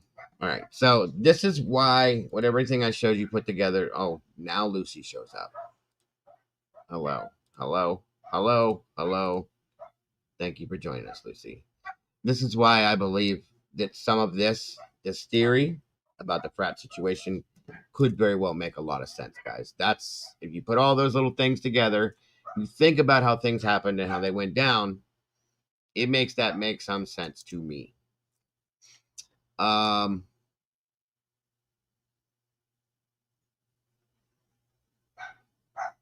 Yeah, that other video. Quiet down. Sounds like Caden's coming home. Yeah, I looked up Mob Crew. I don't see the I hope it is too, Marty. Hold on.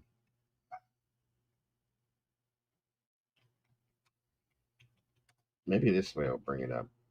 It's driving me nuts now. I hate that.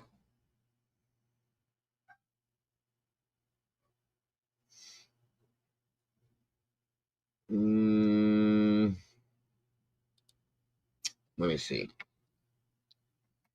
Let me just go in under Mob Crew and see if Chris has these labeled a specific way. It might be there. Thank you, Lucy. And thank you all for getting us in the algorithm. You guys are amazing.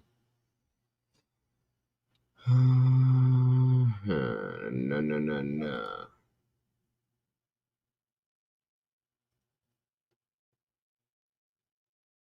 Maybe.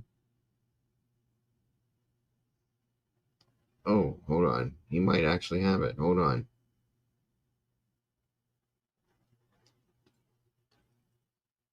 Good night, Miss Jody. I know it's late, guys. We're about to shut down here shortly, in a few minutes anyway. I just really wanted to show that to you, to prove to you a few things that either were forgotten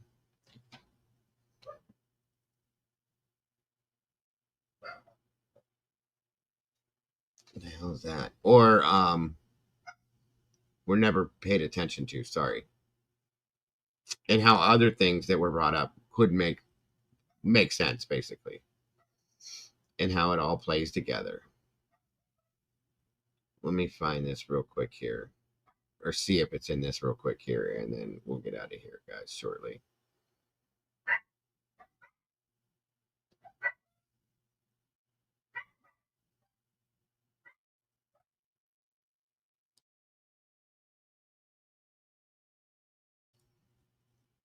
Okay, let me see. Back in, we need to go 2 years, Chris. Where's your stuff from 2 years ago? Yep. Okay, here we go.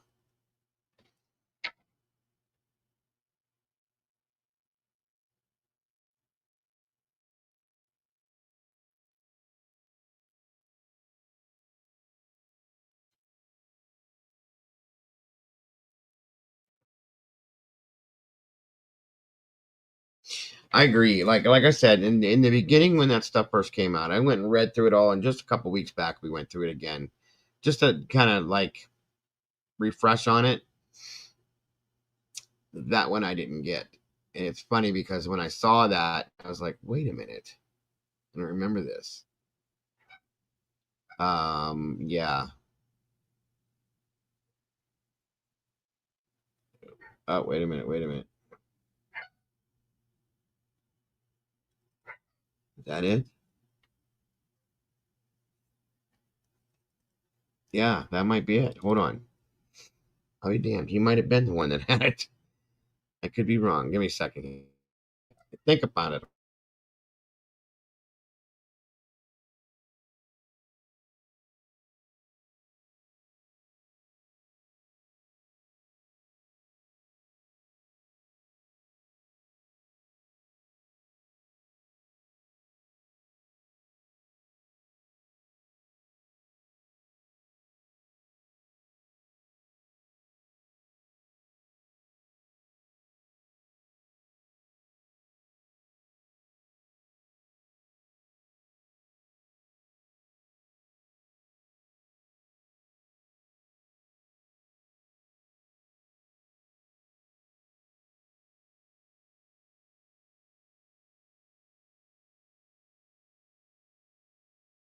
Yeah, I think this might be it.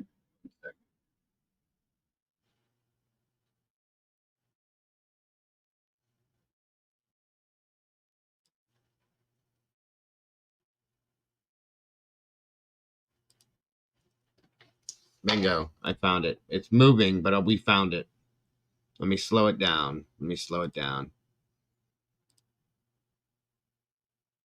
All right. Now, I'm going to try to circle this so you see where it's coming from. Okay? Hang on.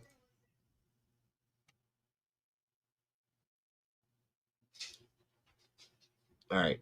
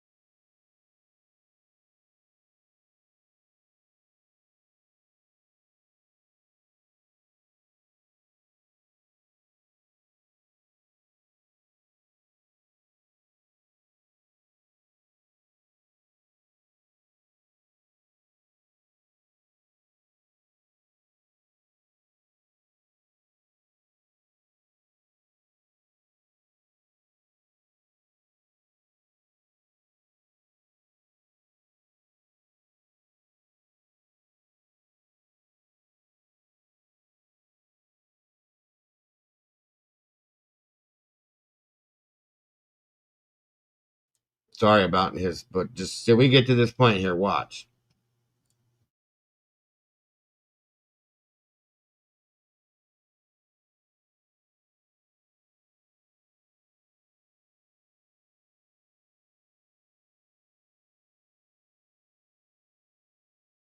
Watch. That's the upstairs light. Watch this.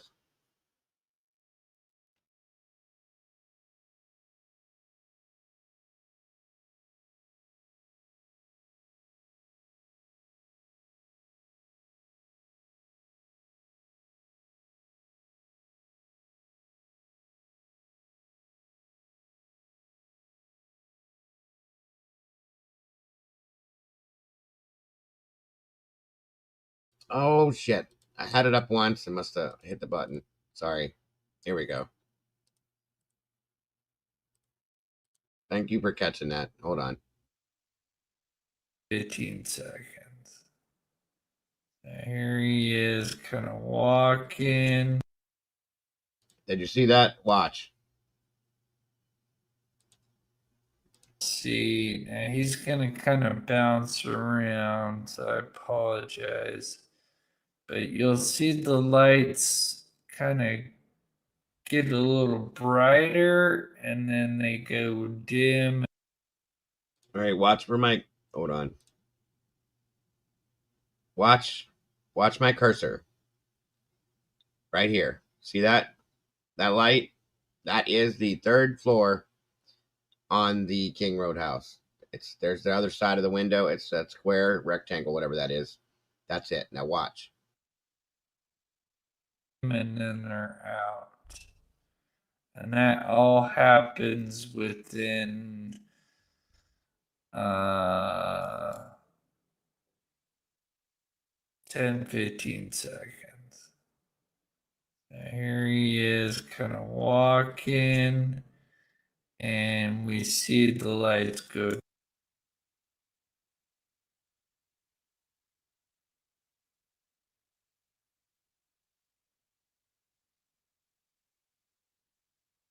See, now he's gonna kind of bounce around, so I apologize. But you'll see the lights kind of get a little brighter and then they go dim and then they're out. And that all happens within 10-15 seconds. Here he is kind of walking, and you guys see that?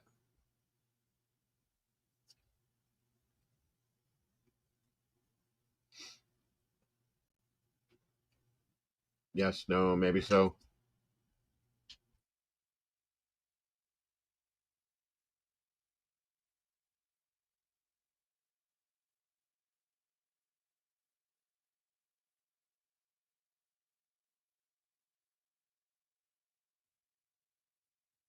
You did see it? Okay. Just want to make sure you guys saw it. Good. All right, good. That was, I can't remember the exact time. Hold on.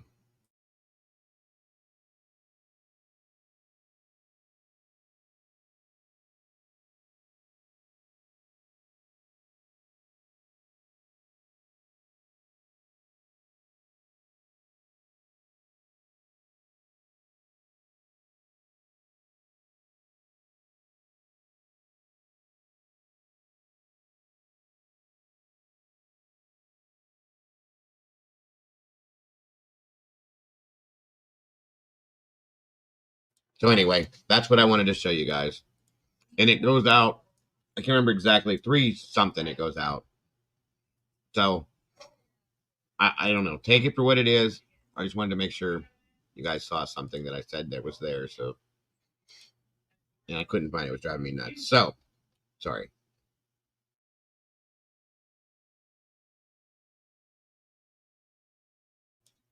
All right.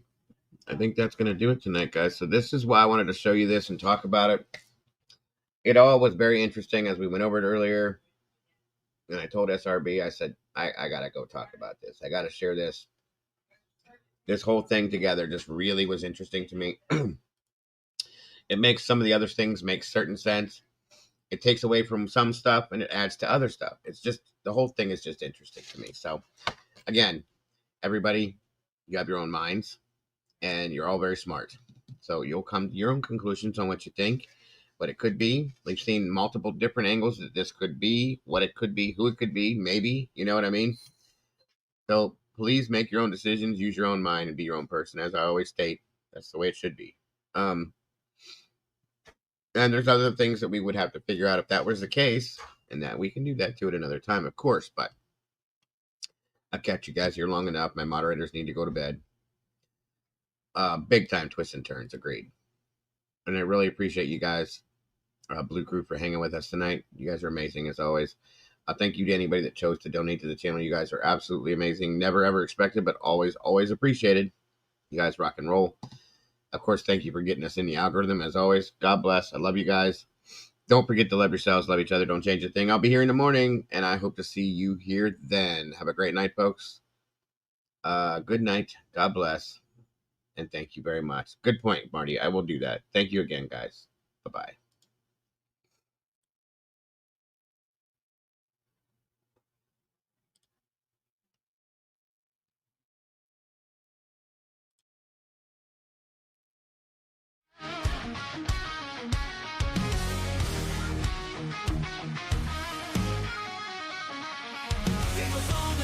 Typing at the speed of light, hunting down the shadows, bringing wrongs to right, digging deep in the data, facts sharp as a knife. With every single story, he's fighting for a life. A voice for the voiceless, he won't stay quiet.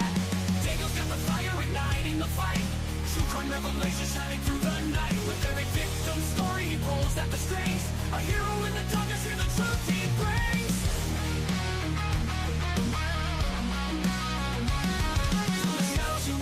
Streaming loud and clear, cracking cases, open hearts filled with fear. His channel's a beacon in a world gone wrong. He guides us through the chaos, a soldier so strong. The clicks and the likes, they follow his lead. With every new case, he plants a new seed. Sharing their stories, giving hope where it fades. Daniel's a warrior through the trials he waits. In a world of silence, he shouts out their names. Daniel's got the fire igniting the fight. True crime revelation shining through the night. With every victim story, he pulls at the strings. A hero in the darkness, hear the truth he brings. From the shadows you rise, are streaming loud and clear. True crime revelation shining through the night. With every victim story, he pulls at the strings. A hero in the darkness, hear the truth he brings.